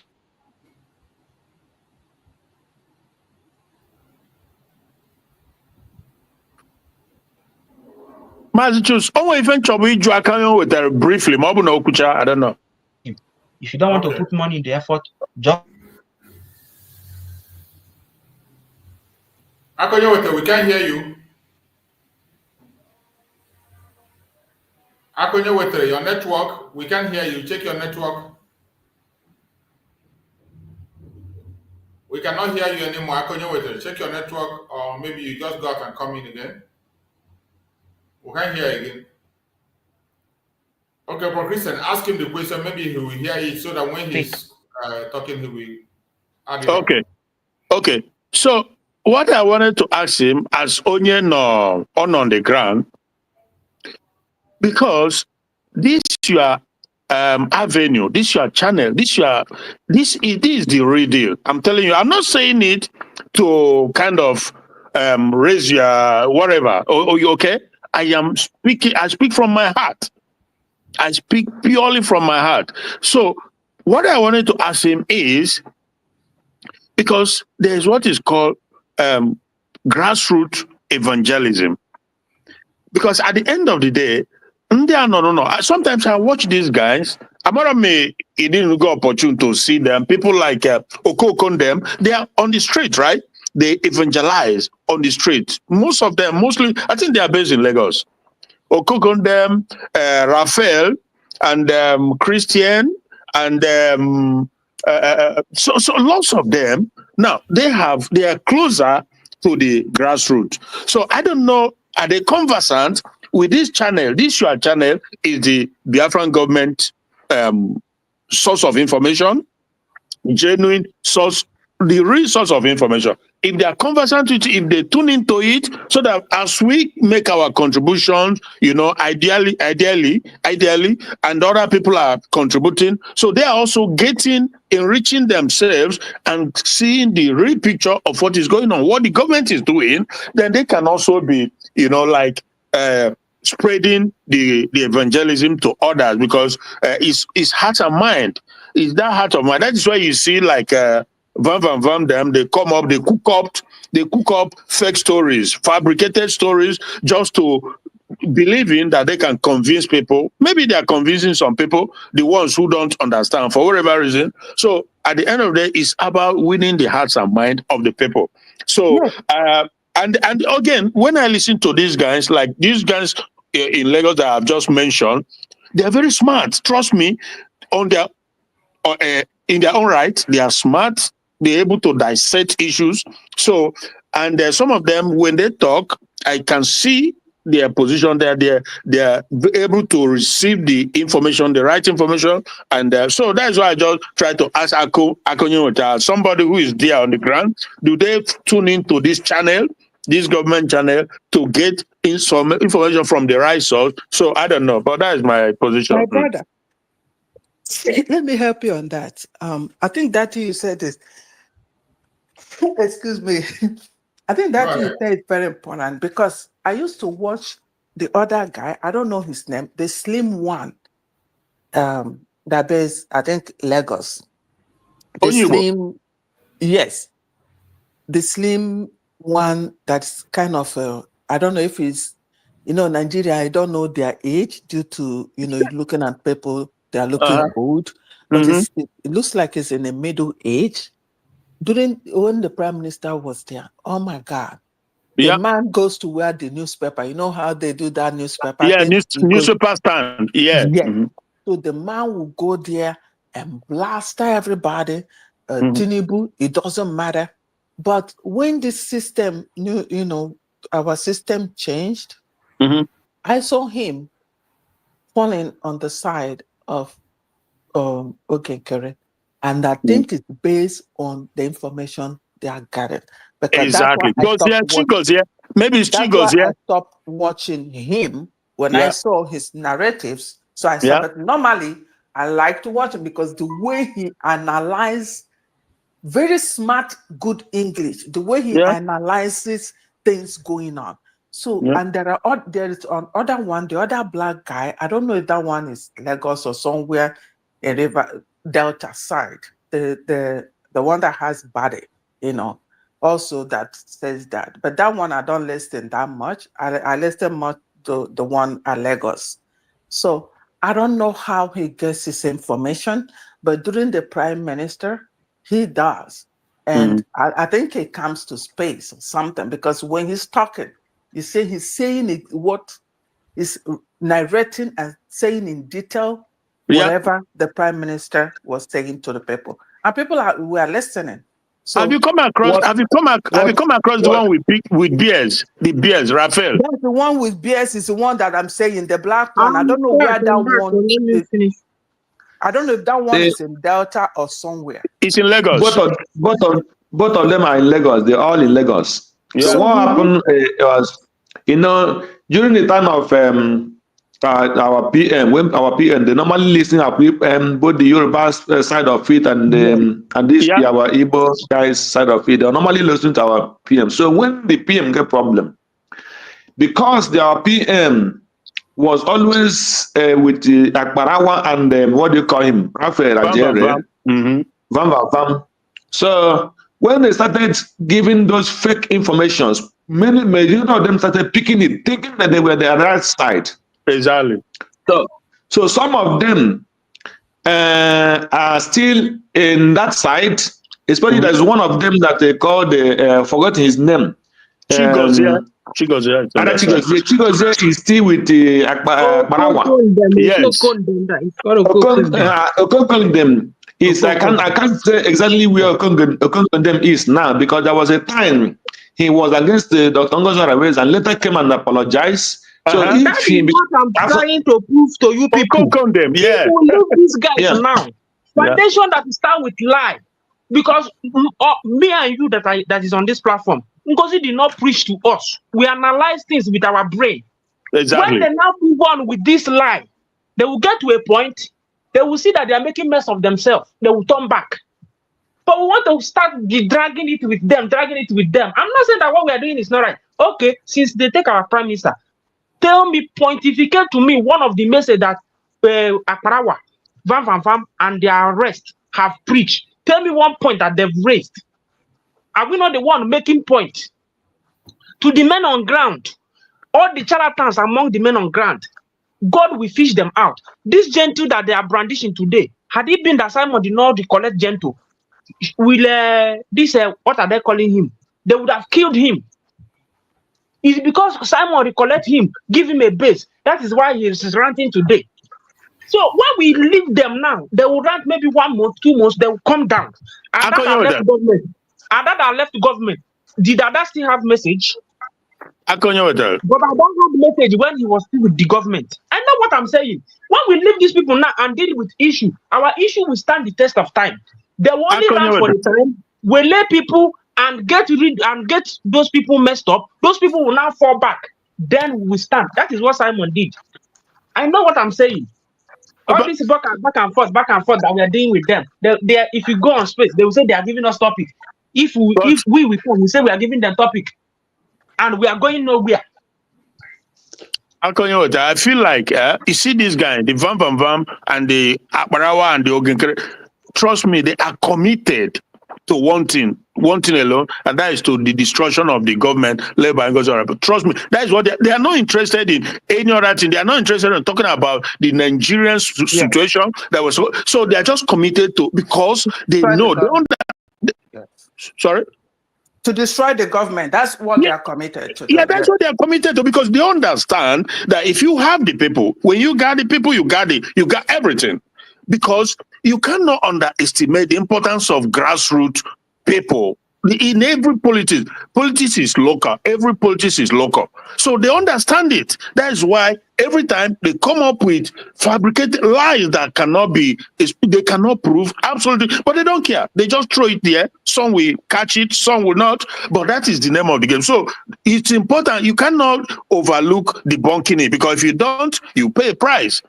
You can see. So that's why I wanted to know, you who is there, how these guys, are they following this channel? Because like I said, this channel is following the channel. That is why they've not been following. And see, they make their own messages in bits. But something can be done, my dear brother. They cut their message in bits.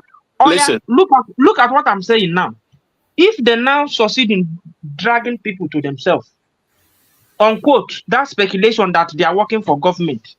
Now, if they succeed in dragging those people, the reality that they collect money from the politician to work, are you telling me that they now go against those people they collect money from? No, but that is where the foundation will scatter. Yeah, and they will end up killing those people that are even our problem. So people must die in this fight. If we are running away from them, people can remember, our government is not working yet. Once they start seeing more action from this government, that is what I'm saying. Will start to turn around again. But that is true, though. That is true. Remember that also. Why is it like this? Is because people are not seeing action. People believe in action. Exactly. So if you watch when Simon was preaching, Simon had there was action. There was action and convince people. He had that opportunity. But this is government. DPM started with government, and you don't expect government to run contrary to government system. Yeah, that is true. Where the media comes in. And remember, our people believe, seeing is believing. So what actions start happening now? Do you know that when Simon started saying, taking action, and then the military started working, doing this and doing that, he got more people. He got more interested. The governors, start shaking. You see, our people started tuning in more and more and more. And that's why when he stand, you see on his face up to 10,000 watching. Yeah. So action. Even some people, after waiting for PM, when he said, Obinze will fall, people were like waiting for that Obinze to fall. Yeah. And then Obinze didn't fall. People are like, are you sure this guy is not, saying something different or doing something different? Let me just contribute a little bit. He's believing. So, yes, my sister. Sin is just 1 minute. God bless you. Sin is a believing. That's 100%. But I want people to understand what these people want to achieve. This Vam and the Ogenkere and the, what do you call them? Akbarawa. Their goal in this moment, the goal for Akbarawa, Ogenkere, Vam, Adada Ramba, and the so-called the Emmanuel Remigius, their message in this particular moment now is not the grassroots people, the people in the homeland. Their message now is to make sure they destroy this government by polluting the mind of the people who are living abroad that is contributing this money. Yeah. So they want to paralyze this fundraising, because once you paralyze fundraising and the militaries are not getting money, they say excuse, because it was money that make Gentle to pump up. So their aim is to make sure that fundraising is dead. So if you are in abroad and they are not coming to say you put €1 or €2, then you are giving power to Ogenkere. That is 100%. And that's what they want to grab. And once they grab it and they have control of the men on the ground 100% as they want, and they now have control of the finance here, then what they want to achieve for Biafra will manifest. From there, you will know where they're driving to. They are not fighting for Biafra. Their plan was this plan with the Soludo to end Biafra by all means, but they declared Biafra. So the only thing now they can use to fight it is the financing. Once you cripple the finance, you cripple the military. And once you cripple the military, then you will not have anything to talk about Biafra again. So that is why we must stand on our feet, no matter how, no matter little, to continue coming like tomorrow it is. You come out there, the people who have pledged, who have not redeemed their pledge, they go and do it, so that the government will have something in the hand to support the military. The military is any person that gives them something to fight, that is the person they will be supporting. You have to make it categorically clear for people to understand. So if they're not getting anything, any person who says, yes, we are in charge of finance and we'll give it to you, we will obey our order, that is where the military will dance. Thank you. Thank you so much, my brother. You have just made a very important point there, and everybody have just spoken very well. But I want us to know one thing. When I started this program, there was a question I asked.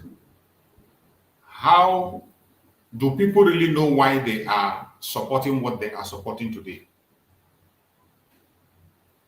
Do we Biafrans really know why we are supporting? Whether you are in A camp or B camp, do you really know why you are there? From every indication, so many of us do not know why even some of us that are talking about the United States of Biafra, we don't know why we are there.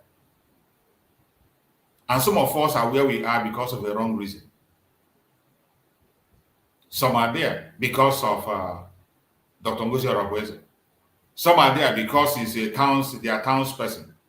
Some are supporting Briggy because it is their brother, their sister, their uncle, their townsman.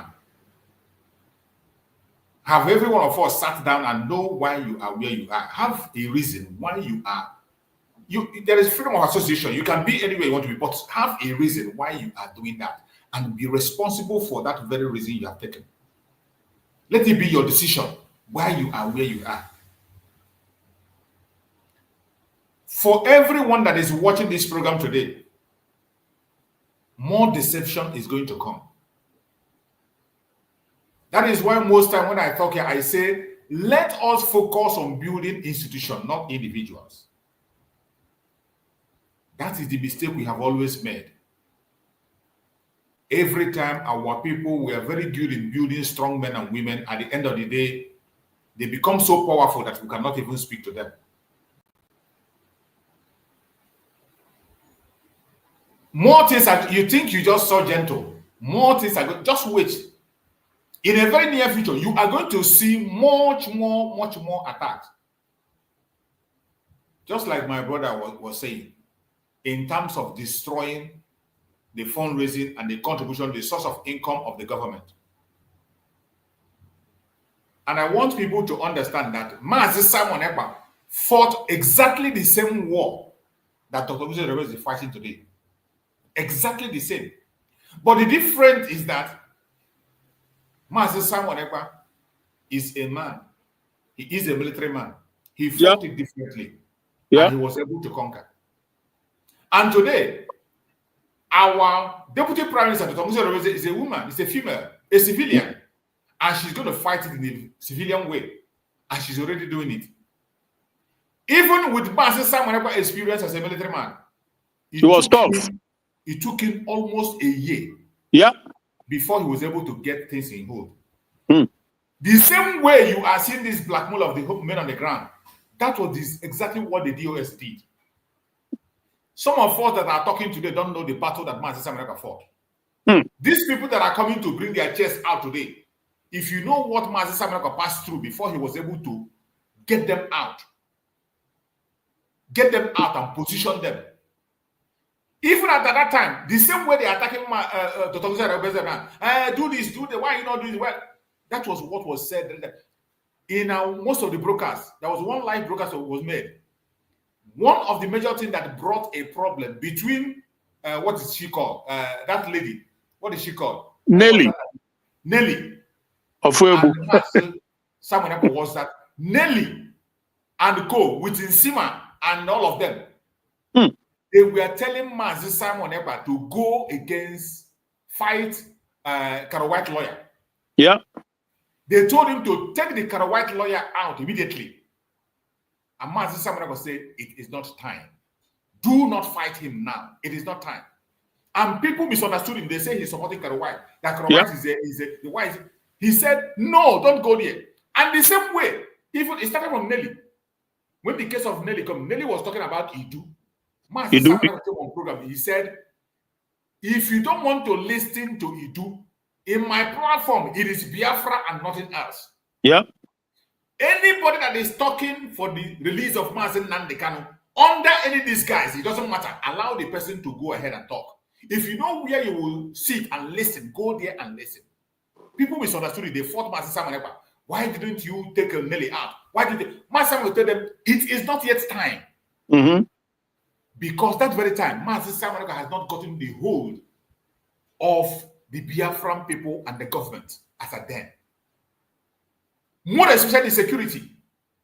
As this time we are talking about, the security of Biafra is almost in the hand of Karo White lawyer. Yeah, scattered. Mm-hmm. Karo White lawyer was in charge. Most of the commanders, it was the Karo White lawyer that took their life. Hmm. The ones he invited and set up. Some of them, he took their head. They cut the head off and gave to him. Mazi Simon Ekpa made a broadcast. How they brought the head of some of the commanders to him and what did you call Motherbook? That was when Mazi Simon Ekpa was struggling to make sure he gets these people out from this because they were still having access to the defense. It took a very long time, more than a year. And those who did not understand Mazi Simon Ekpa then, they were fighting Mazi Simon Ekpa. Some of them said, many of them said, many people that called him a saboteur was then. It was then. It is not that Mazi Simon Ekpa was not seeing the other side of Nelly. It is not that he was not seeing the other side of Karo White lawyer. He saw it, but he was taking his time to get hold of the important assets of the government before ever he can make the move. Those who didn't understand him misunderstood him, and they were running helter-skelter and shouting and talking from all sides of their mouth. But when the time came, every single one of them, both Nelly and the Karo White lawyer, they were all gone. And then Mazi Simon had already gotten the security, more especially. He has been able to get some of them and put them where they're supposed to be and was able to position it the way it will be. We are still in the same area now. A lot of damage has been done in the security on the ground.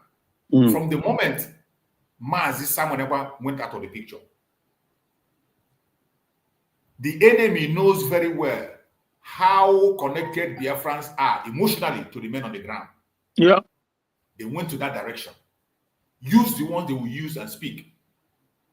And the most disturbing thing is that many of us Biafrans are not paying attention. They're not even watching programs. They're not even following up. Today, you see people attacking Dr. NgoziOrabueze of this and that. But they have forgotten that these same people you want to support, they were on Twitter. They created a Twitter space where they told you a commander was Igwe Butuzo. They have been propagating Ross this, Ross that, Ross that. They use Ross. That was the starting point where they used to enter. And later they brought the one they called Holy Ghost. All these people were all spilling lies. Propaganda, which even Gentle himself confirmed that all they were pushing were propaganda and lies. But today, that same man who came to confess that those people we are pushing live, the people that created this confusion where we are today, the people that caused the confusion, Gentle agreed that they were the one that created, but today, that Gentle is still fighting against the same government who these people preached against. Dr. NgoziOrabueze has never ever one day spoken any lie, preached against the men on the ground, or talked against them. It has always been, for the first time, she was always trying to reach out to them, to bring them close. Up to this moment as we speak, the defense is still fighting hard to bring them close and give them what they need. But that propaganda continues. Just like we are talking about our people in Nigeria, those who are speaking in Lagos and whatever. Do you know their problem? Most of them don't even listen to our program. They don't follow the government platform, platform of the government. They don't follow it. They don't follow the NgoziOrabueze platform. They don't follow the Secretary of Information platform. They don't follow it. They follow content creators and blackmailers. That is what they follow, and they go along with it. That is why even after you answer a question, even when Dr. NgoziOrabueze answers a question on Twitter, on her platform, and we share it, they will still come and begin to ask you questions on that same issue, that have just been trashed. And sometimes it's very annoying. It's got to the extent that some of them who are in our WhatsApp group, you see somebody that, just as we are in program now, maybe after this program now, when I go back, you see people writing me again, asking the same question. All this is we discuss now. Somebody will come and begin to ask some question on this that we discuss. They wouldn't come to listen to the program, not even take a second. I know that they don't have the privilege we have. But even if it takes you days to watch at least 10 minutes or 30 minutes or how many minutes to know what is happening, or the headlines to know what is happening, they won't do that. They capture one particular topic and they run with it. And there's nothing you will tell them that they agree. And this has become a very big problem. That is why I ask. The most important is know why you are doing what we are doing. Apply your common sense. Only common sense can tell you that the only government that we have today is the United States of Biafra. That is what Mazisa America put in place. The US of Biafra. The same thing is what everyone gathered in Finland to inaugurate and support. And today somebody say he's no longer there, he's going backwards. And you are contemplating that maybe that person is right. I don't know why you should ever contemplate that maybe that person is right. How can that person ever be right? The same people who are based in propaganda and blackmail, their blackmails and propaganda are in the public. They created security outfit by themselves online called Ross. They used him for many, many months. They pushed out many blackmailers in uniform. Used them for so many months. And today, they still come back and they're still... It's all about money. But it is sad that some of us, it is only where they can get the money, that is where they focus. And that is the problem we're having in defense today. Our defense cannot even stand on one direction. This is why it is important that we will throw all our weight behind the government. Let the government create a defense that will be obedient to the Biafran people. Their obedience is not to Dr. NgoziOrabueze. Dr. NgoziOrabueze is just there speaking our voice as Biafrans. If you refuse to obey her, you have disobeyed the Biafran people. We must take away this power from individuals and put it in an institution. Until we do that, we will not make headways. We will not. Because this propaganda, you see, a new one is going to happen. The one that will shock you will happen very soon. You see, defection never finish you. Some people from the government will still go out and begin to fight. The only people that will stand are the people that know why they are where they are. If you know that you are standing on this United States of Biafra government because it is the right thing, because it is the structure laid down by, from Nnamdi Kanu up to Mazisa America and to Dr. NgoziOrabueze. If you have that in mind, regardless who is there, whether male, female, tall, short, poor, rich, you will support that structure until we get that destination. And I hope we'll understand this and do the needful. We have spent 4 hours on this program, and I think we have to be rounded up. Now, let's take our closing remark, 2 minutes on closing remark, and end the program. I think let's start from our sister Ojugo. Let's have 2 minutes of closing remark as we round up the program. Okay. Thank you for the second opportunity to talk. I think we've said it all. We've said it all, and onye ọbụla kwuru okwu, it's making a big sense. Na ihe ọ na-ekwu, ma taking it to the grassroots. If somebody, but anywhere something, I think it's okay. EJ with the history of these hooligans, I put them like that, and tear it into pieces. But I don't think it's what all the media team will, be doing. If there's a way they can divide themselves, so that we brush them to pieces and let them go. And then still stick, I'm just suggesting, because every idea is, how do we do it? How do we get to grassroots? And we know that most of the, when we're on the media, will last like 4 hours, 3 hours.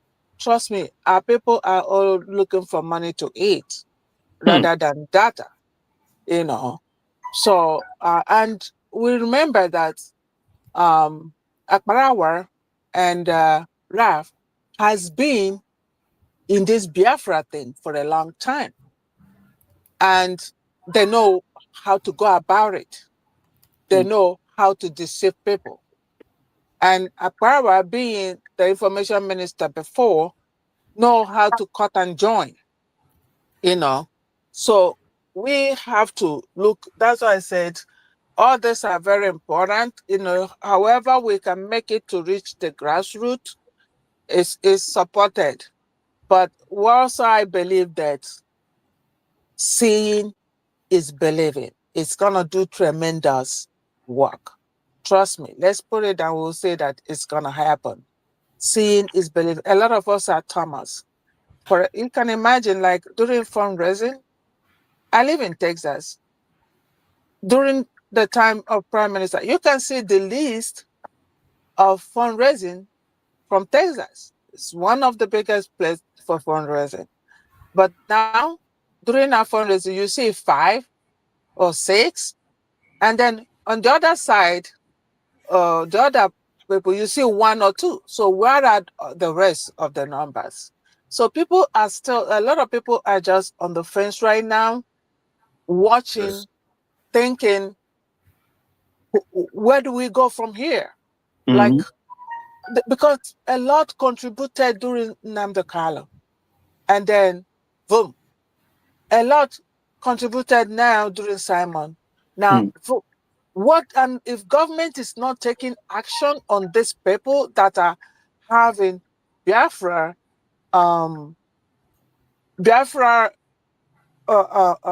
things, what belongs to Biafra, and there is no legal action against them. These are things that are not motivating people, that are making people to lose that faith. So I'm not in a rush. I'm just having that patience, knowing that it will be better. And trust me, DPM is doing wonders. Remember, Prime Minister has military background for that toughness. Exactly. So DPM is a civilian and is this tough. You could imagine if he has that military background, but her toughness being that he's been a political person, so, which is good. So she's there. She's there. There are levels of understanding of human. So the high level ones pick it up immediately. Some, it takes time for them to pick it up, So we'll pray that we'll get there. Thank you, everyone. Thank you so much, my sister. You have spoken well. You made a very important point, and I hope Biafrans are noting. Thank you so much. I appreciate that. My brother Greg, go on, give us your closing remark, Greg. Yeah, thank you so much. And yeah, my greetings to my fellow Biafrans again. I think which other strong message, the only strong message this afternoon again before we close is let every Biafrans gather themselves. Please come out and support the way you can. Never allow the fire that they have put in your hand to quench. Don't allow them to quench the fire. Their target is no other thing but to stop the fundraising, to destabilize the military, and then the Biafra will finish. And that is their game.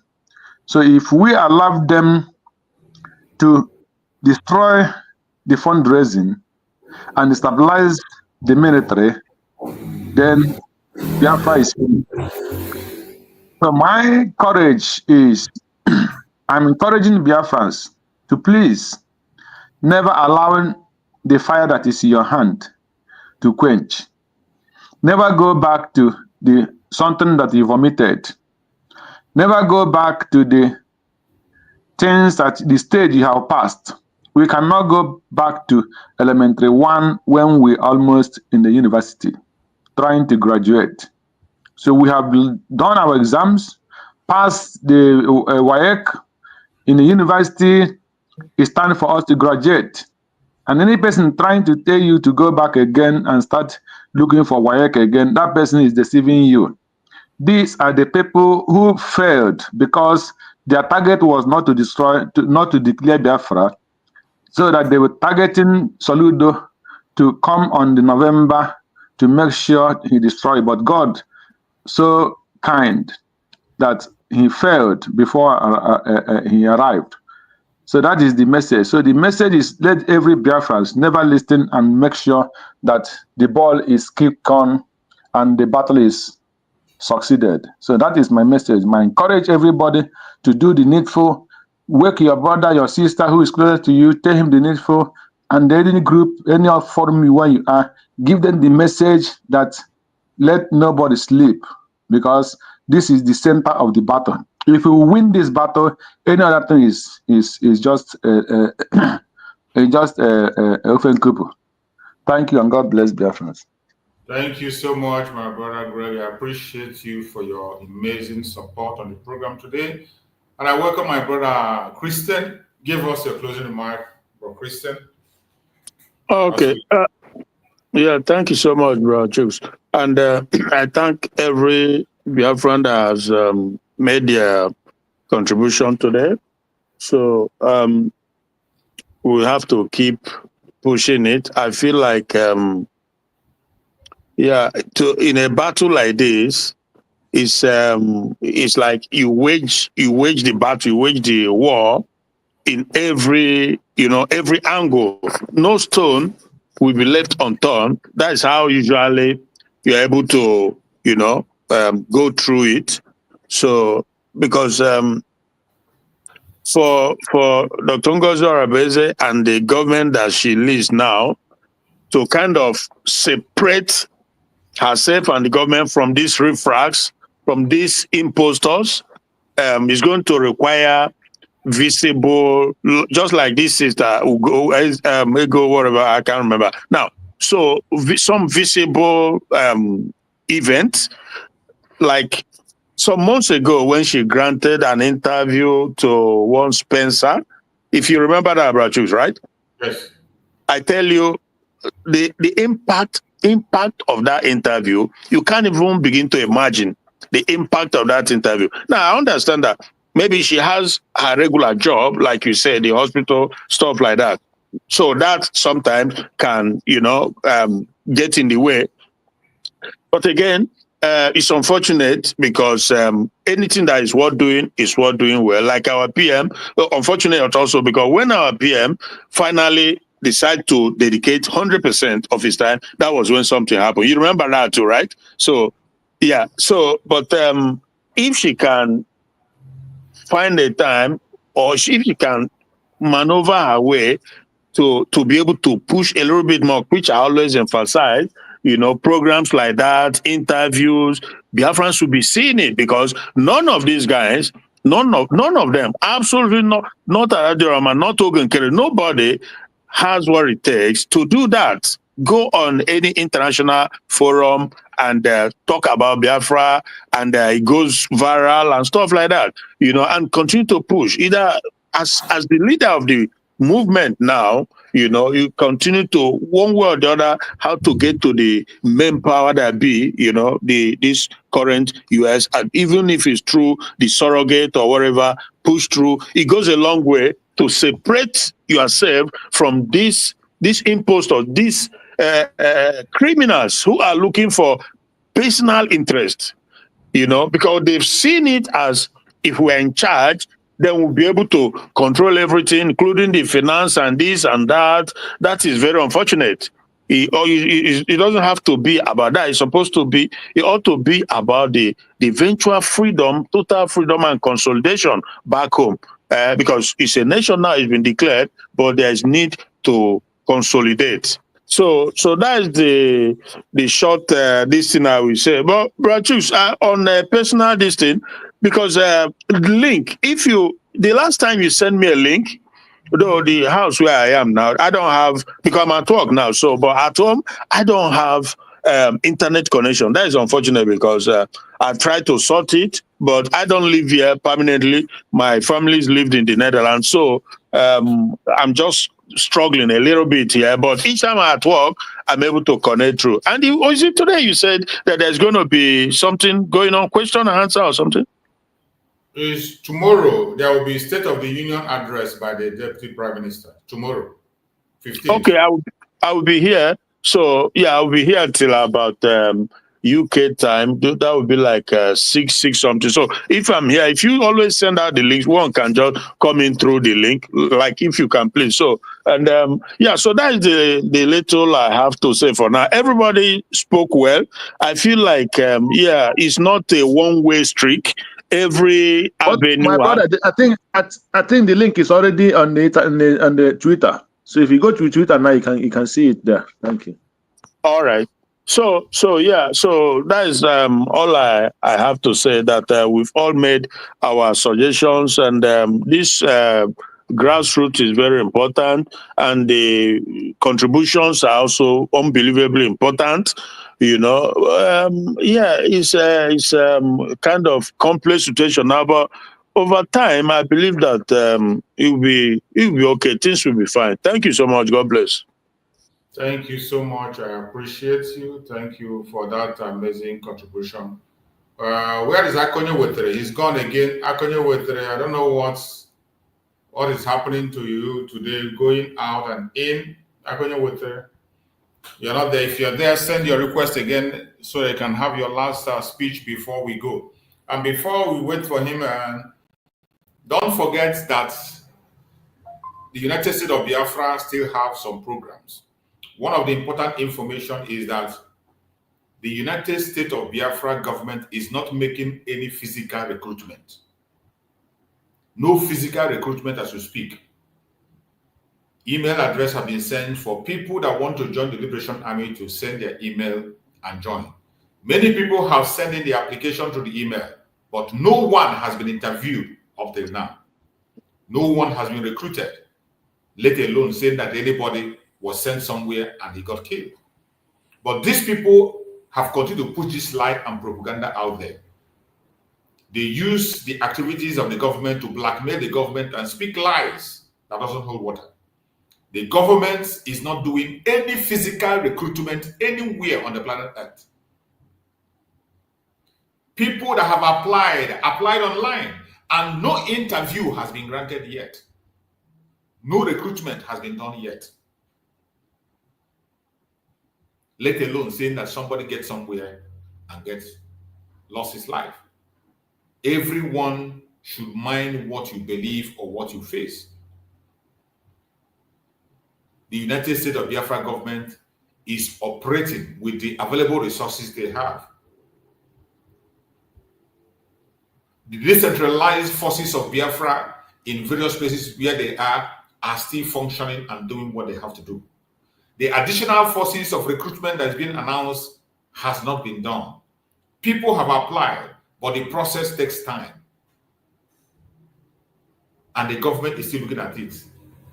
Whenever the number is gotten, the interview will start. After interview, recruitment. And when the recruitment starts, the government will announce it and you will know. Don't listen to propagandas and blackmail of the criminals out there. Government of United States of Biafra also is preparing for the inauguration of Biafra mission in Washington, D.C., which is going to take place on 30th of May. 30th of May, it is titled Memorial Day Peace Summit. Memorial Day Peace Summit. Inauguration of the Biafra mission, Washington, D.C. on the 30th. The flyers are out, invitations and tickets are out. Apply for the ticket, you get your ticket, and you will be there. Continue to follow instructions, and I bet you will never fall victim of the propaganda and blackmail of the enemies. They will try, but they will fail. Don't forget, tomorrow being 15th, is the State of the Nation address by the Deputy Prime Minister, Dr. NngoziOrabueze. It is going to happen by 5 p.m. United States of Biafra time. All the platform of United States of Biafra government is going to key in. Make sure you watch it live. Don't say you are not told. Don't come and begin to ask unnecessary questions that will be answered. A lot of things are going to be exposed on that State of the Union address. Please make sure you are present on the State of the Nation address. Join the Deputy Prime Minister, COS, as she addresses Biafra on the State of the Nation, March 15th, being tomorrow, 5 p.m. United States of Biafra time. I appreciate everyone that have participated on this program today. I say, may Chukwu Okike Abiama continue to guide, protect, and secure every one of us. May Chukwu Okike Abiama guide and protect our Deputy Prime Minister, Dr. NgoziOrabueze. May Chukwu Okike guide and protect our Prime Minister, Mazi Simon Ekpa. May Chukwu Okike guide and protect our Supreme Leader, Mazi Nnamdi Kanu. May Chukwu Okike guide and protect all the Liberation Army, wherever they may be. No weapon formed or fashioned against us shall prosper. Thank you for being part of this program, and we'll see you again tomorrow by the grace of God. Thank you so much, and stay safe.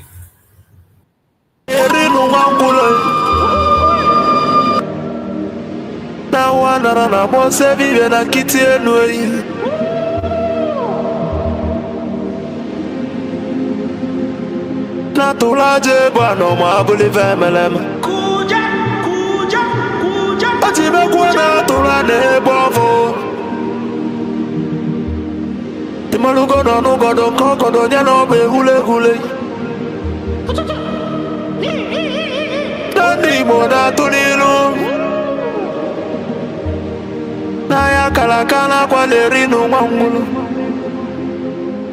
Ngula matali waso jere futamba kanchuba diali Mama abulezi okwenu Naba kalakelu egonezi enwe Nuboti akalakelu egonudezi Makana baba neno waralu nunuteyi Umu Biafra kunyenwe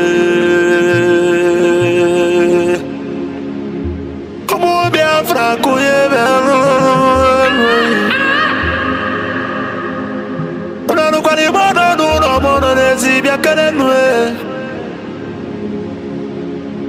Ono nenu lira tono nanda kulugu seji tono nugu bana tayi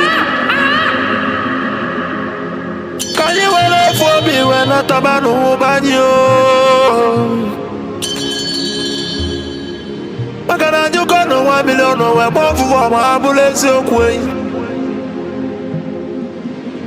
Naka ni kwata milake pa waja sienyi ka kesu ezo pabule be wero tamano Umo Biafra kuyenwe Can you well for me when I tabano banye? Magalo for me, I'm a come on. No go no way.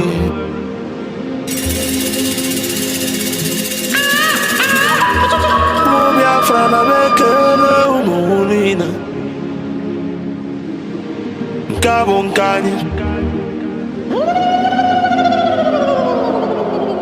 Wa dati na ijele wanyi bekele bi.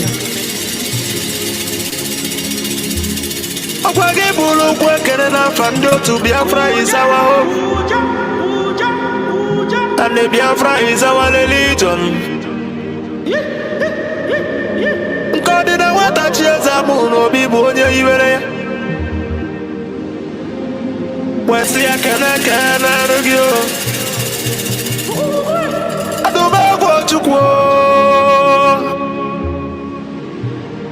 The Gamba one of Biafra land the mountain.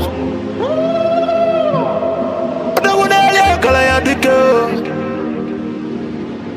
My phone the motor the baby the beat the mountain.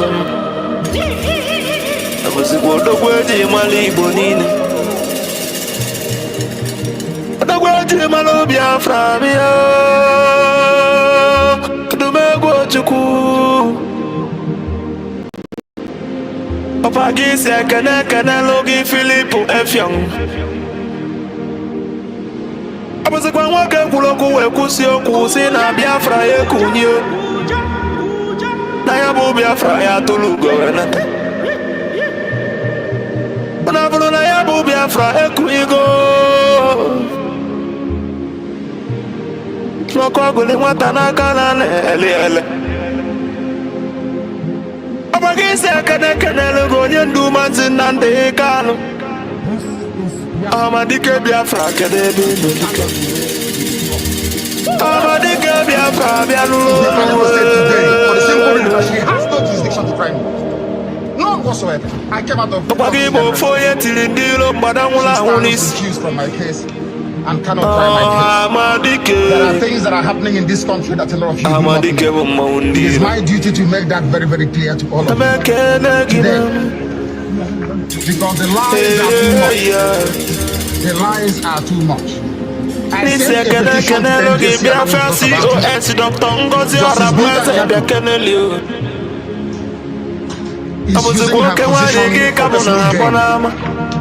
for personal gain. Her son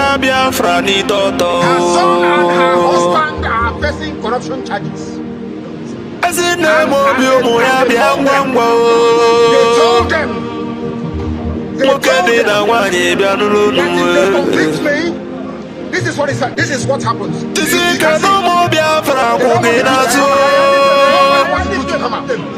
Nobody wants to do this. That's the problem. They sent her to my case. So they can the Biafra government. They know the exile cabinet.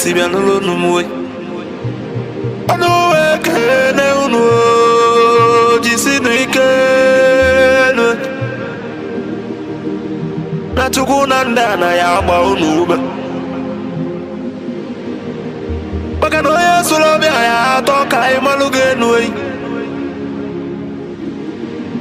Disionike.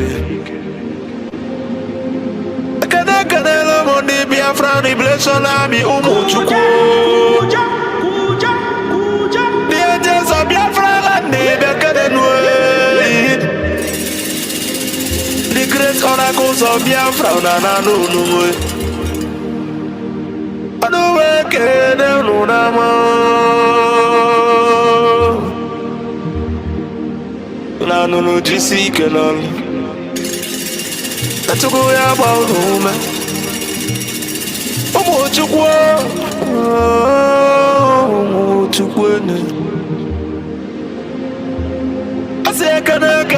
The Prime Minister H.E. Masi Simon Webber.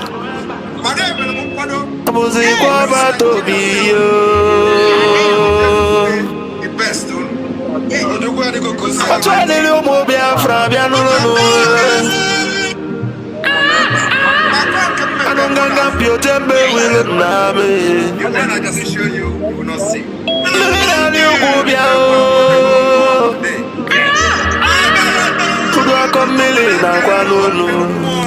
Yes. Mwana Pamo Becanelio, Odagiri Dimu. I said, for Dilo Biano, Mapalena Cosa de Malaya. Maji Wago Codilos in order. Casodilo Yati, Sodilo, where was I was equal about to be. Pagadaki did the Kebiano. Go to the Polania. You need to go to the Biafra. I don't know. No, I say, what I did in Biafra, I say, no, I don't know. Mandanya na bono no utelani welien. Mandanya na bono nudo no we. Makana bona boke kwena bonike. Moya na no moya no. No be voye de beline de no wa believe amalama. A good legacy will last forever, ma believe amalama. And the remembrance of my bless you.